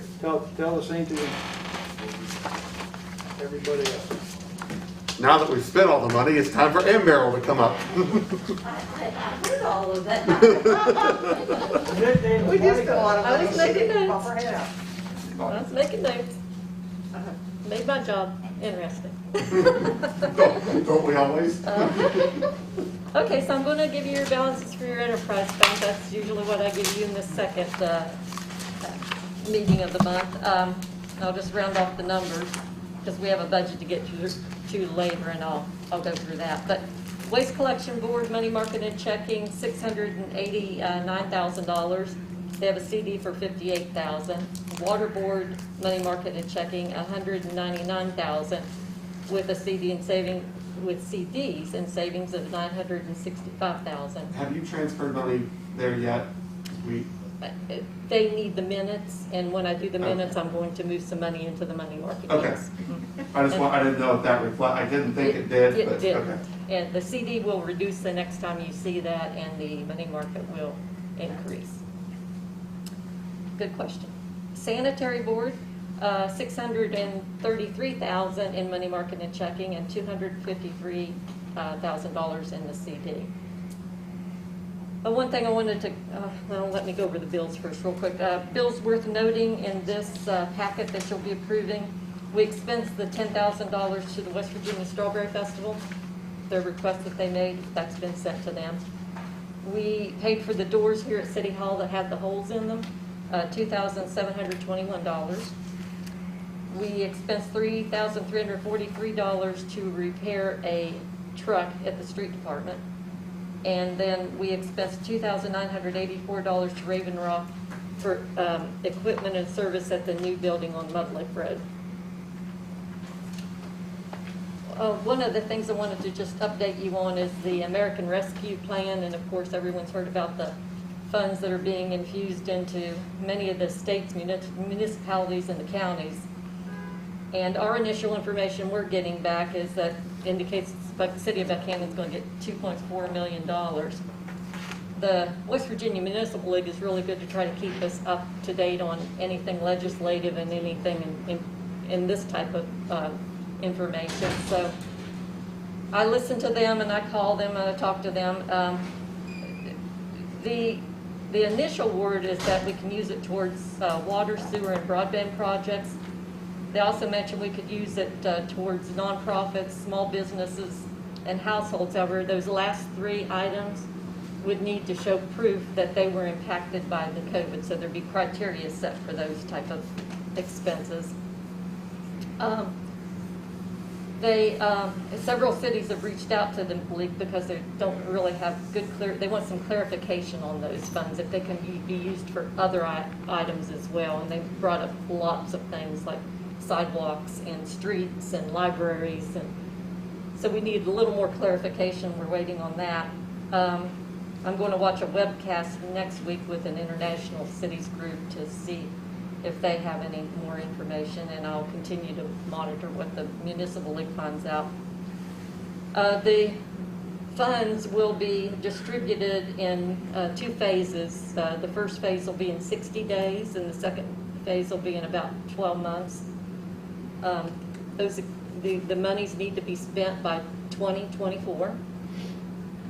So in the meantime, in listening to these conversations, and I talked to the mayor about it, and council needs to maybe think about this, I suggested perhaps some type of a committee, like we had with the Revenue Review Committee, that could sit down and start compiling information on work and prioritize those projects that might possibly be funded if we would want to fund them, and get that started ahead of time so we'll know what to start planning for, if that's how we want to do it. I also made a call to the auditor's office, so this is a little preliminary. It sounds as if the funds that come in, they will want them set in a completely different fund, and that they would probably want completely separate bank accounts for them. You're mostly young in here, but if you remember the revenue sharing days, that's sort of how that was set up. Revenue sharing was set up in separate funds, separate accounts. And I think that's so that it can be tracked and audited carefully. I'll let you know as we hear things and keep you updated. And Andy, you say you're going to be talking with the municipal league next week? I listen to meetings every week. I talked to them today, actually. it will be very interesting to see what the different parameters are in regard to the 2.4 million. And I understand the county's going to get 4.6. I think that's correct. But you know, that's $7 million for the city and the county, and it'll be very interesting. I mean, I think there ought to be some way. You know, we want to have we control the 2.4 and the county controls 4.6. But it'd be interesting to see what different kind of cooperative situations are out there that this money could just be phenomenal for our size community, and to spend it in a way that's very appropriate and have some kind of priorities. I mean, I'm sure we all have. I think one year we had each one of the council members put out 5 or 6 of their priorities where they like to see the city, and a lot of them were very different, and some were very common. And to me, this is an opportunity for us to really have a significant impact on the city and the county. Now that's, I sort of think why maybe a committee might be good, and they can have these Yes. conversations with the county too, if they I agree 100%. want to have them with us. How are we going to do that? You could set that for a different agenda. I mean, Yeah, this, we don't really want to jump on this and say, now, this is what we want. We want to think about this and Yeah, spend it budget wisely. This might be an opportunity for a town hall meeting too. Just Yes, think about it. yes, I think community input is very important. And then the only other thing is just a little thing about one of our employees, a good thing, because he will not say it about himself, and we're in the infancy of the CLIA accreditation, but he is getting raving reviews from these assessors. The one is a former chief and accreditation manager from Broward County, Florida, and he's been an accreditation manager since 1999, and I'm almost afraid he's going to try to steal our chief away from us. He said this assessment has been one of the best he's ever seen. So I just wanted to kind of brag on Matt a minute, because I knew he wouldn't mention it to you. And that's all I had to Tell them say. about putting the house on fire with a little bird and whatnot. Well, we weren't going to tell any of that. I can tell a lot on Matt. I've known him for a long time. Well, before he himself comes up to greet us, does anybody have anything for Amby? Keep in mind, we will have the full budget discussion here in a little bit. Oh, okay. Nope. Okay. Thank you, Andy. Thanks, Amby. Chief, floor is yours. Good evening. Good evening. Just a few updates. I've been talking about the in-car camera project on and off for a number of months now, and happy to report that it is now complete. All of our fleet is now outfitted with in-car cameras that sync with our body cameras. So that is fully up and running and having a lot of very good positive results from that with our evidence gathering and data capabilities. Also happy to report that James Fisher has passed his initial entry test and will begin police academy training on Monday, and will remain at the police academy for 10 straight weeks, including training on Saturdays and Sundays, and we expect him to graduate on May 28th, at which time he will begin field training assigned to our senior field training officers. Field training lasts for 12 weeks, so he'll do that throughout the summer. Would like to report that a young lady by the name of Megan McMacken, who is a freshman Wesleyan College student, has been assigned to the police department through Wesleyan's Service Scholar Program. Those of you on council are perhaps familiar with this program. I've spoken about it on and off over the years. We've been a partner with Wesleyan in this endeavor for a number of years, and we've been lucky enough in the past to have two very good, probably some of the best students I've ever seen in my experience, that has been assigned to us pretty much throughout their whole college career. Where's she from, man? She's from just north of Pittsburgh in Pennsylvania, and she's in a unique situation. The past two students who spent 3 and 4 years respectively with us through their college careers were communications majors, and the last young man who just graduated last spring was a history major. Megan is actually a criminal justice major, and I told her, I said, you're really getting the best of both worlds. You're going to volunteer as part of your service scholar hours for the college, but you're going to allow us to be able to tailor what you're exposed to and what we train you with the department. She's already assisted the task force on some activities. We had her at the range a few days ago, and so she's really seeing the best of both worlds with this assignment and is having a good time with it. She's been very involved in the CLIA process as well. Her dad is actually a Pennsylvania state trooper, and so there's a lot of commonality with that. She actually, the target that she had at the range, she took a picture of it and sent it to her dad, and he was all excited because he's a firearms instructor for the Pennsylvania State Police in that region of Pennsylvania as well. So very good contact, very good networking opportunity there for all involved. We'll give an update on CALEA, just to kind of expand on what Amby was talking about. Work continues on that. Very, very involved process. We did have that web assessment at the end of February. Got very good reviews. All of our files were found to be in compliance. So we had 0 standards issues. The lead assessor did say that there are occasions where he will find policies and assessments that he does that he can recommend to the commission to use as sample policies, and he actually said that he wrote a letter to the commission headquarters saying they could use our entire manual, not just a single policy. So they were very happy. Very good news. I was very pleased with that. Very good. The next phase is our on-site assessment, which is scheduled to occur on April 5th and 6th. Because of the ongoing pandemic, this had to be switched to virtual.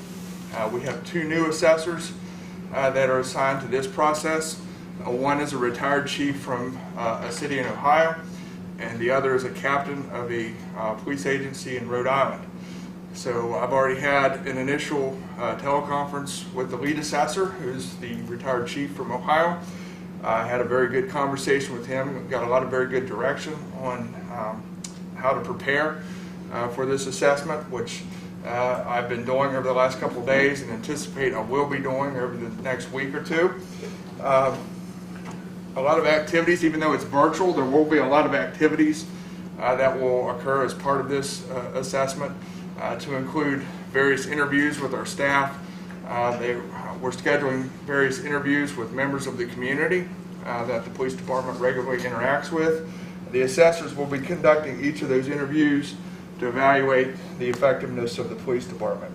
We do anticipate a final report as a result of not only the on-site or the virtual assessment, but also the web assessment, which will be submitted to CLIA headquarters for consideration of our accreditation, of which we will receive a copy of. And of course, as soon as I get a copy of that, I will make certain that council has that for their records as well.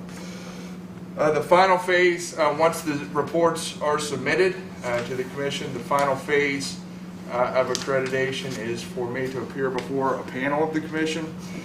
This was supposed to occur in July, or it's still scheduled for July, but it was supposed to occur in person in North Carolina.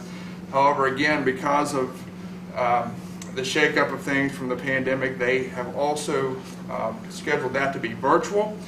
So I will appear before the commission remotely from right here in Buckhannon, and we hope to schedule that probably in the community and training room.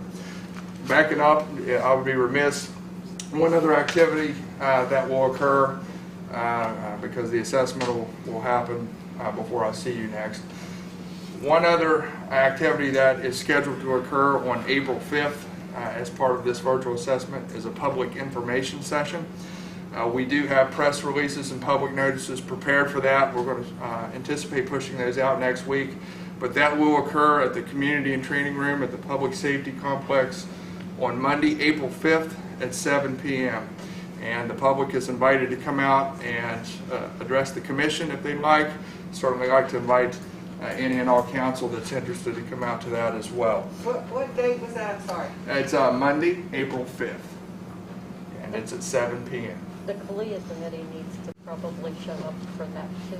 Yes, yeah, and we have sent notice out to our policy committee to be part of that as well, because they've been an integral part of this entire process for the last 3+ years in preparing these policies and proofs and the assessment itself. So that's a major part of the assessment, and the commissioners will appear remotely, so our hope is to have a camera set up in the training room with the commissioners, or the assessors I should say, appearing on the screens, and anybody that would like to address them can speak to the camera and be heard.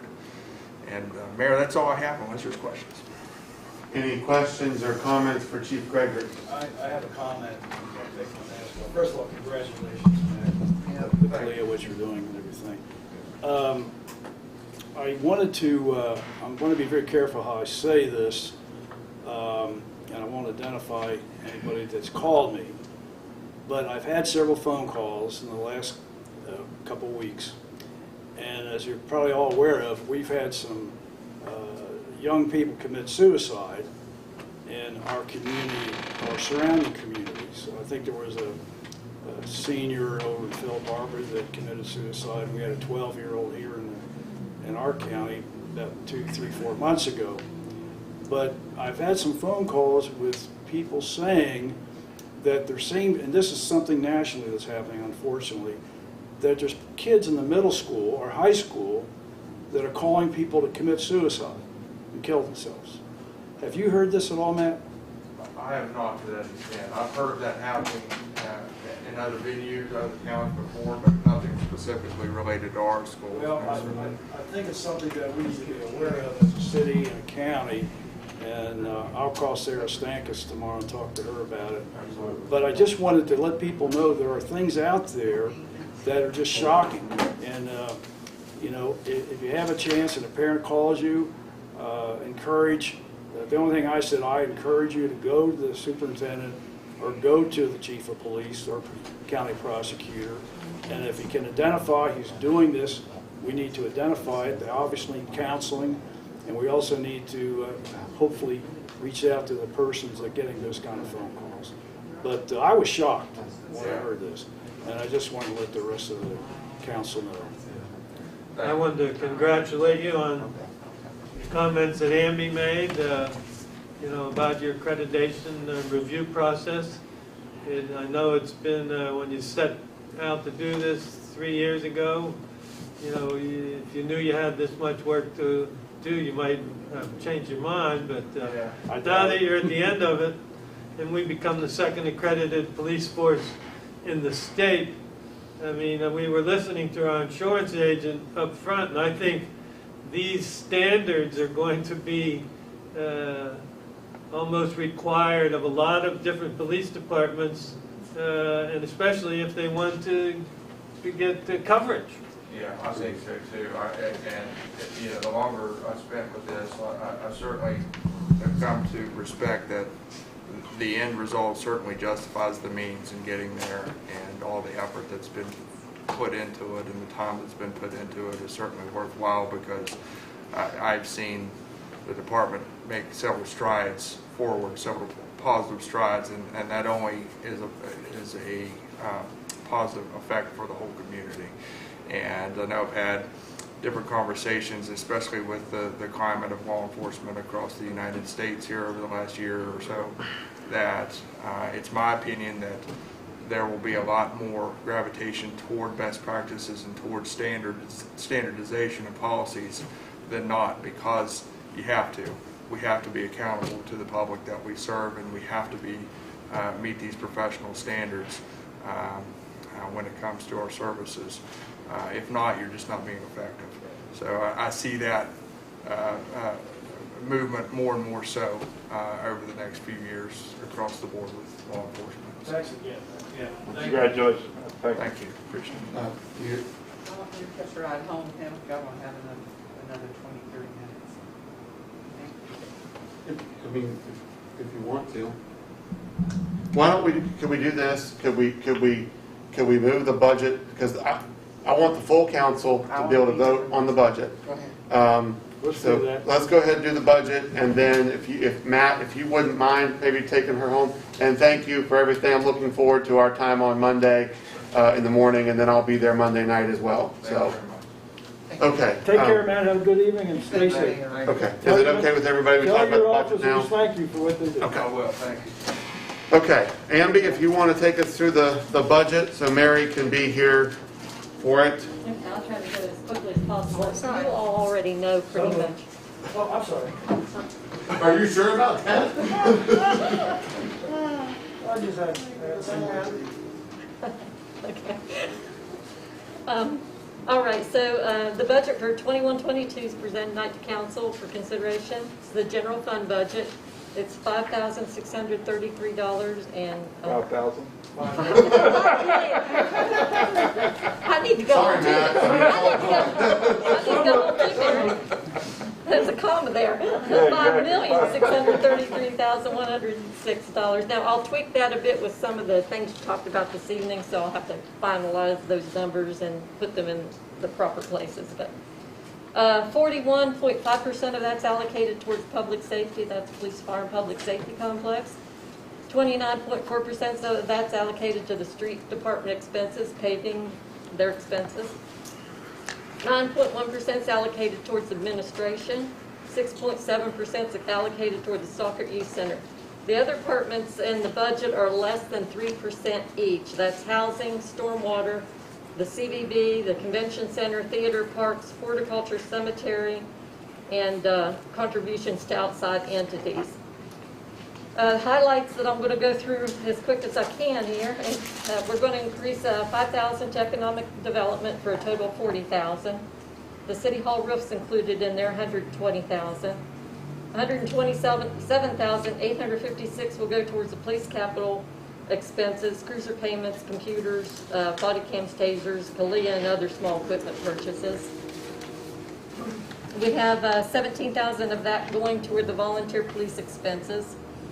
$140,938 towards fire capital expenses. That's the old fire truck payment, the new fire truck payment, NFPA expenses, GIS expenses, computer, the volunteer expenses, Stairmaster, and new hoses. Reminder that new truck won't come in until after July 1st. I think JB said probably September. $22,500 will go for turnout gear and medical expenses for the fire department. I'll make a comment on that later. $135,000 to the Consolidated Public Works Board. That's for the city parks and upkeep and supplement of the horticulture salaries and mowing the cemeteries this year. We're going to outsource that mowing of the cemetery this year. $130,000 will go towards street projects. $282,000 will go to paving projects. $117,300 will go towards the Mudlick property payment. Public transit, that's an outside entity. Country Roads Transit, $10,000. Health Department, $5,000. We're contributing $150,000 to the Stormwater Projects Fund and $100,000 to the theater grant, but that's a matching grant. It's a $50,000 grant. We're contributing $50,000. $38,400 was put in the Stockert budget for a possible building payment if we get to that point. It includes a 30-cent per hour increase for full-time city employees, and council also allocated either $1,000 or $2,000 to each full-time city employee for their health savings fund. If approved, if this budget approved, it includes the cost of the 3 additional firefighters at $200,000. And I wasn't sure about the airport if you end up doing that for this coming year, but I think, am I understanding you want me to pull that out? Yeah. We'll give them 15,000, but you want the 20,000 pulled out at this point in time, right? Okay, so I'll change that. So 15,000 to the airport. Just a reminder that the budget needs to be in by March the 28th, and if you approve it, Randy will need to come in and sign some documents tomorrow after I change everything. You said 15,000 to the airport? Next year, Next year. this 21-22, because I was going to include the 20,000. Okay. I was prepared for Yeah, that, yeah. but I'll pull that out and change that number. So that's the highlights of it. The actual budget that will be published in the newspaper, the actual budget's actually several pages long, but I have in your packet the budget that will be published in the newspaper, and again, I have to change a few things. The library levy will estimate about $102,526 to the library next year, and the property taxes, and I think I've already told you this through a budget session, was $837,290. But this one's much more, there's a summary. You looked at every line item in the police department. This would, for instance, it will just show you what the police department was allocated. Right. You were working on every line item we were dealing with, so. Andy, on the airport, I just want to get this straight in my mind. Okay. We currently have given them 15,000 a year, Yeah. correct? And we're going to give them an extra 15,000. 20. 20. Well, next year's September 1, so you prorate it, or are you just going to throw the 20 in? No, you just approved tonight to give them an extra 20,000 Yes. in this fiscal year. Okay. So that will be this budget we're working in right now, the 2021 budget. Okay, okay. The 21-22 budget is only $15,000. You can reapproach that Sure. if they don't end up Right. getting their funding. Okay, thank you. So Andy, on the firemen, in part of this latest CARES Act, there was $100 million for first responders and $200 million for safer grants. Have we got any feedback on what the guidance on those are? We've applied twice and been rejected. The narrative that I saw from the rejection of the last one wasn't real clear why it was rejected in the narrative. It didn't say whether it was because we already had some funds in the account. I don't know. It just said the narrative is what was the reason that it didn't pass through this last time we did it. But we're funding 200,000 through the remainders of the CARES that we've got this past year. Yeah, I want to clarify the code for a minute so we don't get a little confused here. Yeah. We are not getting more CARES money. We're done with CARES money. The money that this would potentially, the 200,000, if that's what we're talking about, Right. that's coming into the next year, would be a balance on hand. We were infused with some funds through the CARES Act to reimburse us for expenses. And those expenses were police and fire, wages and benefits. So if you recall, we had some budget revisions. We got actually about 800 and some odd thousand in those reimbursements. We, through budget revisions, put 300,000 in rainy day fund. We put 30,000 towards the property out on Brushy Fork to put a road in. We filled in a gap of 35,000 on some self-insurance claims. We also expensed 30,000 towards the theater, and I'm thinking that we had, because I'm just trying to remember the bigger ones, that we had a roof repair at City Hall, and I think I used part of that for that too. So 499,000 was basically used towards those items.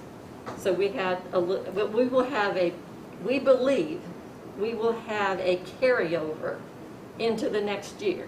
So it's general funds money. Right. Yeah, it's not a new CARES money. It's general funds money that was reimbursed for expenses. So I just wanted to kind of clarify that. The $30,000, just to clarify too, you just said the $30,000 was for the Brushy Fork, but just specifically, that was for an access road for the Upshur County Development Yes. Authority project Yes. out there, just so Yes. It's not just for a Brushy Fork project. That was for the Upshur No, County it was Development that's Partnership that correct. we had for them. That's right. with them. Okay. Okay. Yes, thank you for clarifying that. Yeah. So I guess my point is that if we have an opportunity to apply for a safer grant for the 3 firemen for 3 years, that's a potential $600,000 grant that we could, it's not gonna cost us any money, it's gonna take us some time to apply for it. If we go ahead and hire these and pay for them out of the general fund, which is where this money is, we can't go then ask for reimbursement for something we've already done. That's right. No. So I don't, it just seems like, why not roll the dice and see if the third time's the charm, and we get this $600,000, which covers the payment of those firemen for 3 years. That's certainly council's discretion. Well, when is that particular grant required to be submitted I by? think it has to be submitted by July. Okay. I know that last year we submitted in, I'm trying to recall, in May, I believe, and that we didn't get an answer until, I They're think, done by September 30th. October, we got an answer, what runs in my mind. So we asked CJ a couple times, last time we met with him, could we do to wait till August 1 or September 1, and I think he'd rather start July 1, but I think CJ's making a good point. If it's only going to be a 2 or 3 month delay, and we know we have the money to transfer to the general fund, I'm just wondering how receptive the feds are going to be for asking for more grant money when they've given all this other money. But I think it's a good comment, and we ought to give it serious consideration. I just think, why not roll the dice? Yeah. I mean, we're talking about a few months and $600,000. That's a lot of money. It's a lot of money. Yeah. Is JB here? Yeah. Yeah, he's here. What do you think, JB? Well, the deadline was in March. Callie had started working on that before she left, but then she left. Well, the deadline was in March. That's what I was thinking. It was. They give right it out around by this time. September. How could that be if they just put We it did in it the in new May of last year, American? so. Released in the new It was bill. in May of last year because they extended it. No, but I mean, from this is in the new American Recovery Act that the No. president just signed. Oh, I don't know about that. Is that I haven't. the Yeah, safer grant? 200 million safer grants, Yeah. 100 million first responder. Oh, okay. Yeah, they could be. I haven't been notified of that. So it's another This is the new grant? program. This is the new one that was just signed into law. Well, can we I thought Shane can we said wait that. till next council meeting until we get a definitive answer in regard to that? That makes sense to me. We have to pass the budget tonight. We can Because- pass the budget, but leave the We 200,000. can modify the budget at any We meeting. always modify the budget. Oh, yeah, the budget can be modified at any time. We can do the budget how I have it. I want to fix that airport thing for sure. But, Can I make a motion? Sure. I want to make a motion that we pass the proposed budget for 21-22 and include hiring 3 new firemen. I think it's our responsibility still yet to take care of emergency services in this community. Everything is happening worse and worse.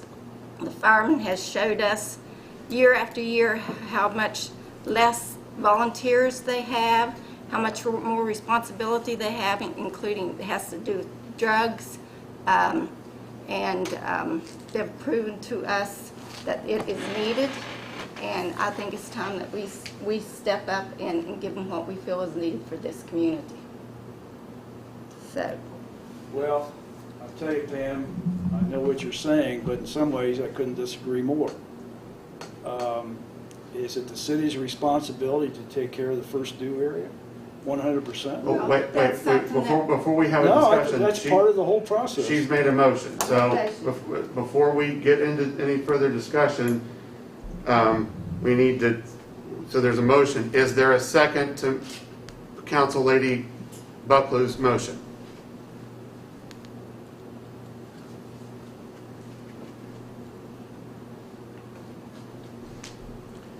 Evidently not. Let's see what Jackson is. Jack's asking what it is, what, didn't hear. Jack didn't hear. Pam, you want to repeat it? Okay. Hang on a minute, let me get you a speaker here. I'll give your legs a rest. Thank you. Am I speaking to Jack? Yeah, Jack, just I talk made the normally. motion to accept the budget for 21-22, including in hiring the 3 new firemen.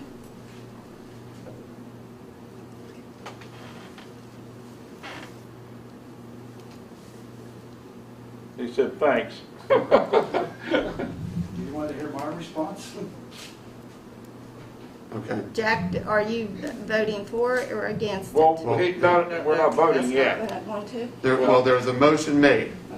There's not a second. If there is no second, then the motion dies. Well, I know everybody's had conversations with different He people. seconded it. Jack seconded the motion. Okay. Now discussion. Now there's further discussion. Mr. Thomas. Well, we have talked about this for quite a while. And I think it'd be a huge mistake if we have an opportunity, can wait just another 30 days or 15 days or whatever it is, and find out what CJ was saying about this 200 million and 100 million. I am not against hiring 3 new firefighters, but I am against saying we should do it 2 or 3 months early when we might have an opportunity to receive a $600,000 grant.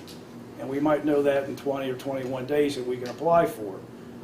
I have said very vehemently that I believe when we do hire the firefighters, you know, we could use some of the money that's left over from what we had received earlier. That's an alternative also. But I am very convinced that at some point in time, we're going to have a first due fee.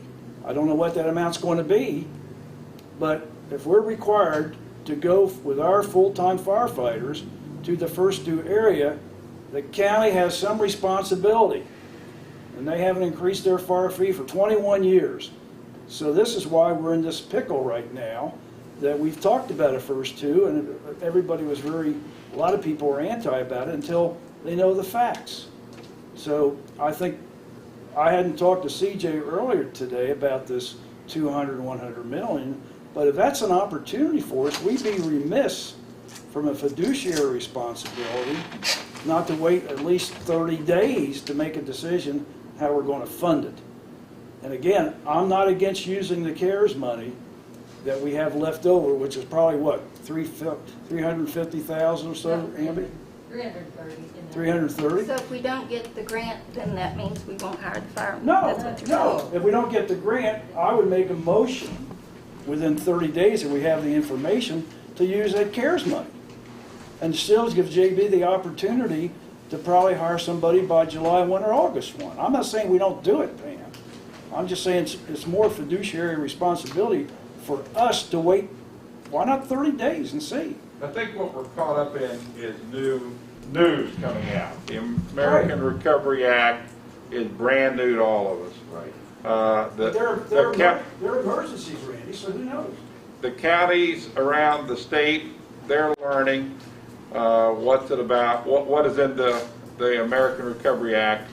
The cities around the state of West Virginia, we're still learning what's in the American Recovery Act. Senator Joe Manchin was at the center of that law being passed, and he really hit a home run for West Virginia. So JB has asked that he'd like to staff his department by July 1. You know, this is March. We're pushing it. There's no question about it. But let's take the emotions out of it. Let's continue to use our steady hand on the fiduciary responsibilities and take the next couple of weeks and study it and ask the right questions and see if there's a chance to get that SAFER grant or to get those funds lined up and execute it that way. If it's possible. If it's not possible, then we go back to this plan. One way or the other, you know, I think it's council's will that we're going to get those 3 firemen in there, one way or the other. but I think we just need to be steady, calm, cool, and collected about it, and take our chances and do the research and see if there's another way to go about it. I agree with you, Randy, but if we put the 200,000 in there now in the budget, and we have, then that knocks the grant. if we have to submit the budget as part of the grant process, Is that right? we lose the 600,000 potentially. Either We way, can go this- back and add it, we can do a revision. Either way, both these funding mechanisms are temporary. One, we're taking CARES money that we have for this one disbursement or that's in our general fund now, and we're paying for it. The fire fee generates $152,000 a year. We're looking at $1 million budget for the fire department. That's $848,000 general fund liability going forward. So whether it's 1 year or 3 years of temporary funding, we have to have some idea where this is going to come from. Or every year we're going to have a $850,000 plus deficit from a dedicated revenue stream to fund a reoccurring cost. In the last budget meeting we had, when we talked about this, every single council member, to my recollection, voted that we should have a first due fee. Now, how we get to that, working with the county commission, is still unanswered yet.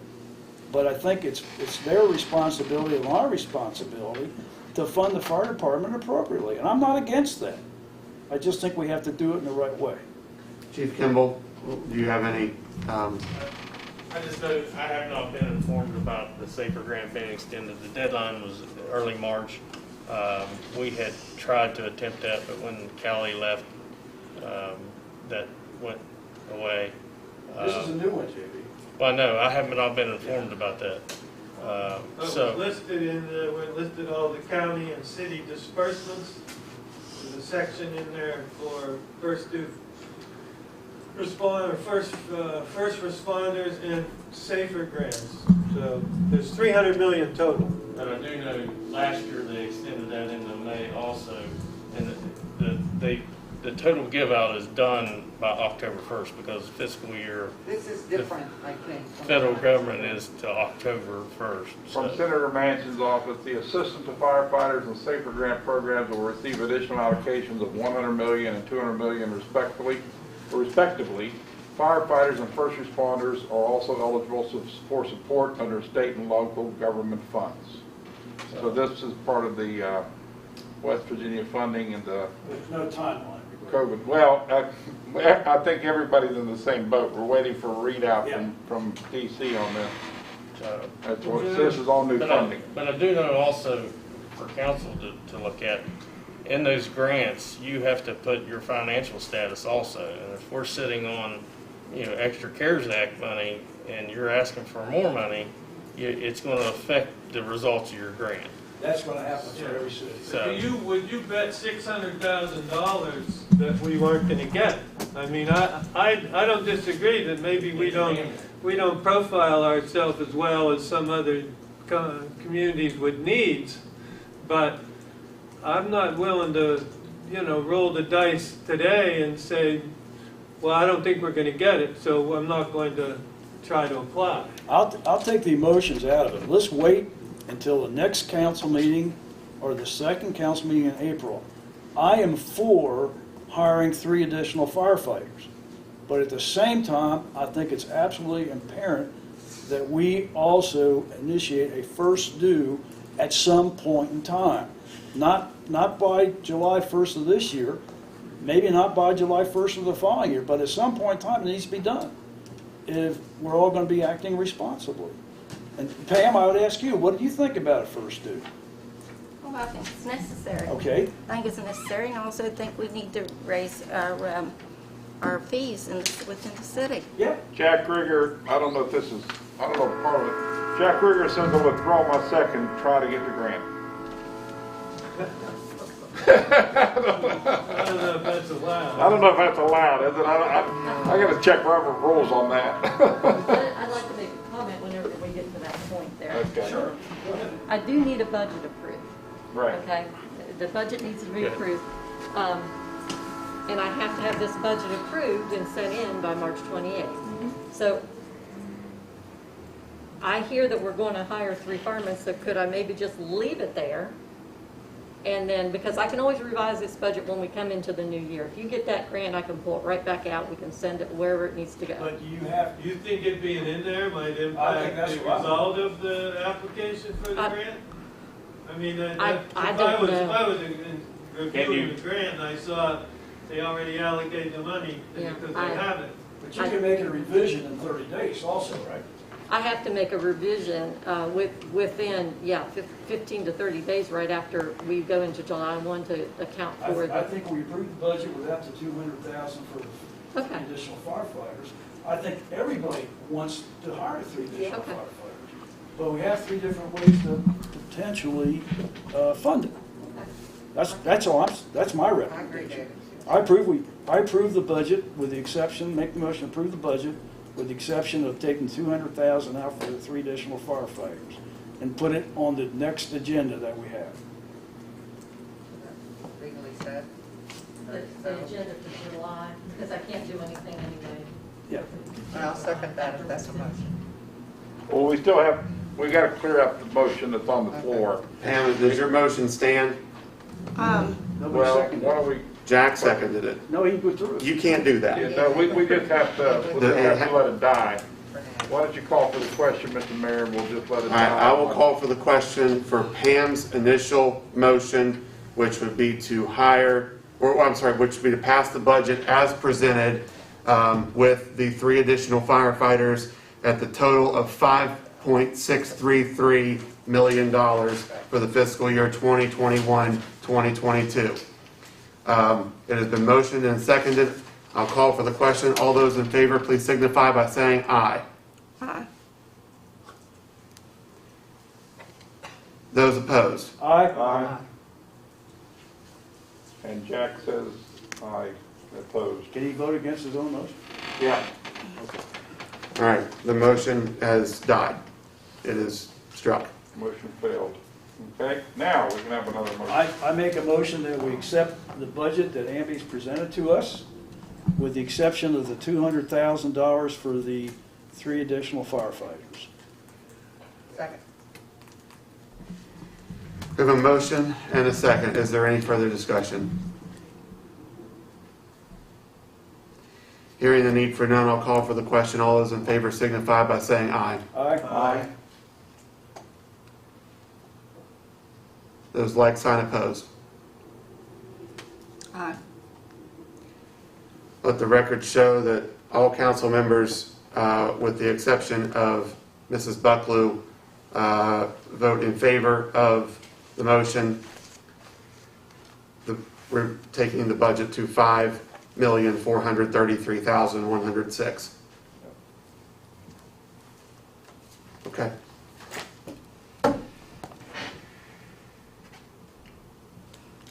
All I want to say is I hope everybody stands behind what they say, that yes, they do want 3 new firemen. And Yeah. it's needed in this community. I think we made that clear last budget meeting, Pam. What we Well, said. I know there's a lot of talking behind the doors. and Well, I I'm know just how telling you that how I goes. stand on this. I support what JB needs for 3 additional firefighters, but I do think we still have a long way to go in regard to how we're going to fund it long-term. I'm looking at getting it from the standpoint that we have the fire fees to support it. And I also made the comment, we also have to take a serious look at the police fees. It's $1.50 a month. That's ridiculous. So I've said enough. Yeah, I agree. Thank you. Okay. Thank you, Robbie. You want a motion on that? No more motions, Thomas. Okay. Okay. Mary, if you want to. We're almost done. Okay. All right. Under correspondence and information, we have a FOIA request for purchasing orders and vendor information from Smart Procure.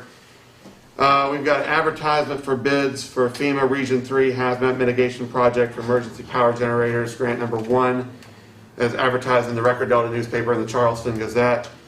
We've got Public Relations, Upshur County Solid Waste Authority, to provide free residential paper shredding event on April 17th. That is going to be at the new street garage on Mudlick Road, not at Walmart. And then we've got a letter from Danny Williams about trading parcels of land. Under the consent agenda, we have the approval of the minutes for the regular meeting on the 4th of March, approval of building and wiring permits, and the approval of payment of the bills. If there are no corrections or additions to the minutes, I'd entertain a motion that we approve the consent agenda. Has Danny Williams been notified we're not going to? I've spoken with him, and we're not. There's something else we need to talk about, but it's just a letter in there. It's the same letter that you were provided and we talked about. So moved. Second. Okay, so this is on the Consent agenda. right? So a motion by Council Lady Allball and a second by Councilman Rylands. All those in favor signify by saying aye. Aye. Aye. Like sign opposed. Motion carries. Down to strategic issues for discussion and or vote. We have dispensed of F1, 2, 3, and also 8, 9, and 10. So that leaves us 4 through 7. First up is the approval, and it's the second and final reading of Ordinance 450, the creation of the Colonial Theater Board. Mr. O'Neill. Thank you, Mr. Mayor, members of council. The council has before it ordinance number 450 of the city of Buckhannon, an ordinance establishing a governing board for the city's Colonial Theater, setting the number and qualifications of board members, enumerating its responsibilities and setting its authority, establishing the board members serve at will and not for a term. This is the second of 2 readings. Is there any discussion needed, or are we ready to pass this on second reading? If so, I'd entertain a motion that we approve the creation of the Colonial Theater Board on second and final reading. So moved. Bless you. Second. I have a motion by Council Lady Allball, a second by Councilman Rylands. All those in favor signify by saying aye. Aye. Those like sign opposed? Mr. Rigger Is it yes? says yes. Okay. Unanimous. All right, motion passes unanimously. I'd like to request that we table the appointment of the actual Colonial Board members until the next meeting. You want a So motion on that? moved. Second. I have a motion by Thomas, a second by Mr. Rylands. Is there further discussion? All those in favor signify by saying aye. Aye. Aye. Who was the motion by? Thomas, and then seconded by Rylands. The old fuddy-duddy, right? Okay, I appreciate that. Okay. Down to F6, Mr. O'Neill has some news for us relative to property sale agreement across the street. Sorry, thank you, Mr. Mayor. The attorney for the Pythians has responded. Their response, this was probably 10 days at least ago, that the Pythians were holding firm on their offer of $145,000 for that property at 63 East Main. There was an executive session following a budget session, I think it was a week ago, give or take, where following which I drafted a purchase sale agreement that you have that is now reduced. It is not your packet. I have this. I'm happy to circulate it. It's the same form agreement that we used for the Chase Bank, or the old Chase drive-through property, the Mudlick property, and other acquisitions that we've had. This afternoon, before coming to this meeting, I had heard back from the Pythians attorney out of Bridgeport, who I had sent a draft of this to several days ago. She indicated that she was going to review this with her, but that her counsel or client was going to be to sign this agreement. So we don't have their approval of this yet. I would expect that to happen. My recommendation to the council is to approve the agreement authorize the mayor to sign the same. And if there aren't going to be any substantive changes to the agreement. There may be a couple of small tweaks that are not a big deal. If there's anything more than that, if the Pythians require any further changes beyond small matters, we'll bring this back to the council at its first meeting in April for reconsideration. But the agreement as it's drafted currently provides for purchase price of $145,000 and a closing to take place on or before May 31st. That will give the council enough time to enact the necessary ordinance to approve the acquisition. It'll give me time to do title and any other due diligence that's necessary. And with that, I would submit this agreement for the council's consideration. We have a motion by Mr. Thomas. We have a second by Mrs. Alval. Is there any further discussion? Hearing the need for none, we'll call for the question. All those in favor signify by saying aye. Aye. Aye. Those like sign opposed? Mr. Rieger said aye. Okay. Passes unanimously. Thank you, Mr. O'Neill. Thank you. May I also, executive session? Yeah, going to get to that. Mr. O'Neill has asked for a brief, he says brief, executive It session. will be brief, I promise. About a property matter, so Thank you. immediately following. I'll recuse myself for the next one. Okay. Our final item for strategic issues for discussion or vote. We've had multiple conversations, and you know, as we all are aware, Callie Cronin-Sams, our grant writer and information coordinator, left us to pursue a career with the DEP about a month and a half, 2 months ago, and we have so that there were two facets to that piece, to that employment. There was obviously the grant writing, and then there was the public relations piece. We have, through our membership and our dues of Region 7, with Shane Whitehair, they are a grant, not only grant writer, but grant facilitating and management organization. That is one of the services that they provide. We already pay dues to that organization. When it comes to grant writing, one of the most important things is relationships that grant writers have with grantors. Region 7 has tremendous relationships with the grantors, and that typically provide funds to entities within this area and in this state. So it only seems right, and it only makes sense to allow Region 7 to work closely with them to fulfill our grant needs in this community. The county commission has used them for years. Other counties, other cities in our region of it might be 7 counties. There's different. 7 doesn't necessarily mean the number of counties, but ours might actually have 7. Have used this organization for several years, and they've been successful in retrieving grant funding. But that leaves the public relations piece.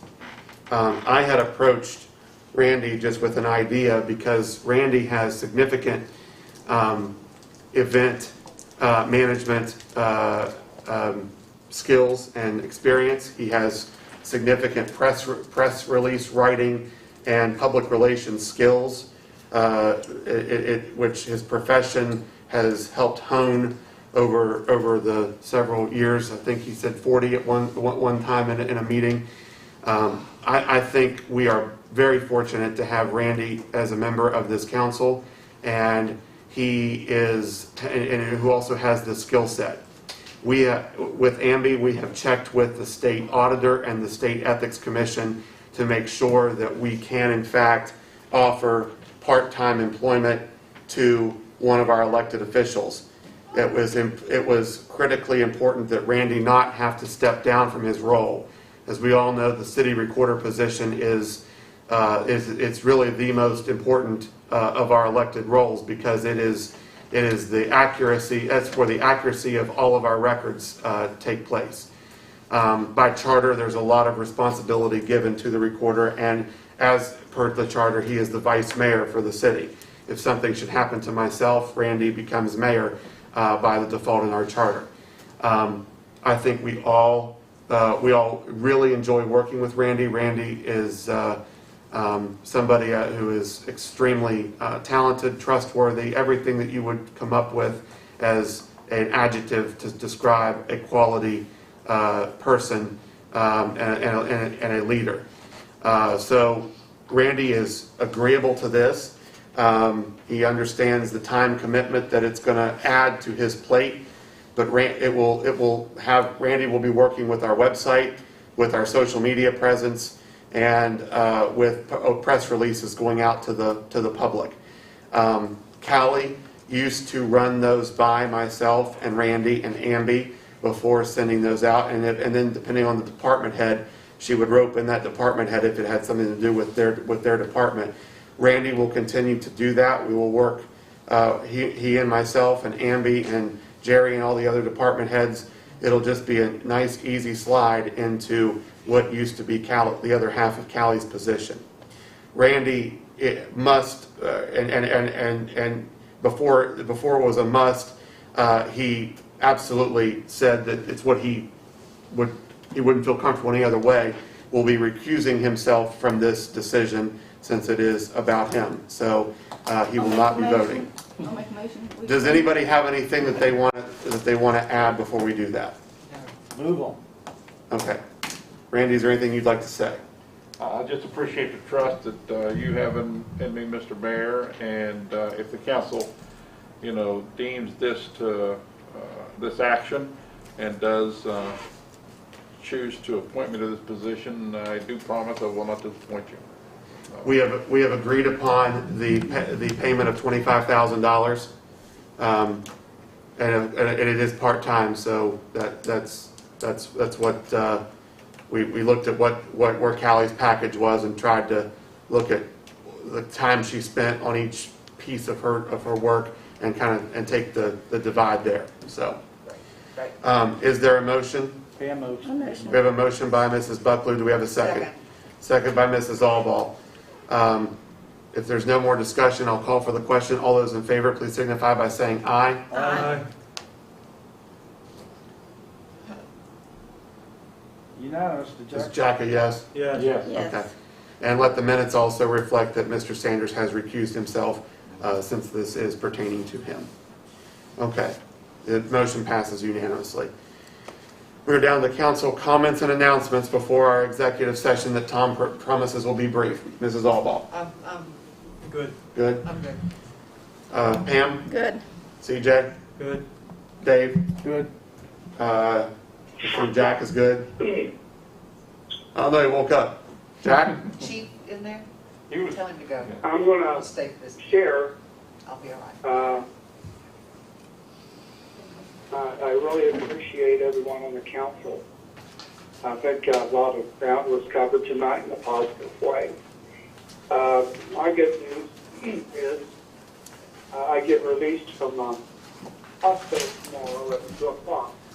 Yeah. Rest at home. Way to go! That's Congratulations. excellent. That's the best news. That's the best news of the night. Yeah, today's day 47. Tomorrow Oh, makes geez. day 48. And I'm thankful for all the prayers and support of everyone, Buckhannon and surrounding areas, to support the council. And I also need to say your patience. It's hard to participate via text all the time. And I'm grateful to all of you. I just want to thank you. Jack, you deserved all the prayers and thoughts you had. Yeah.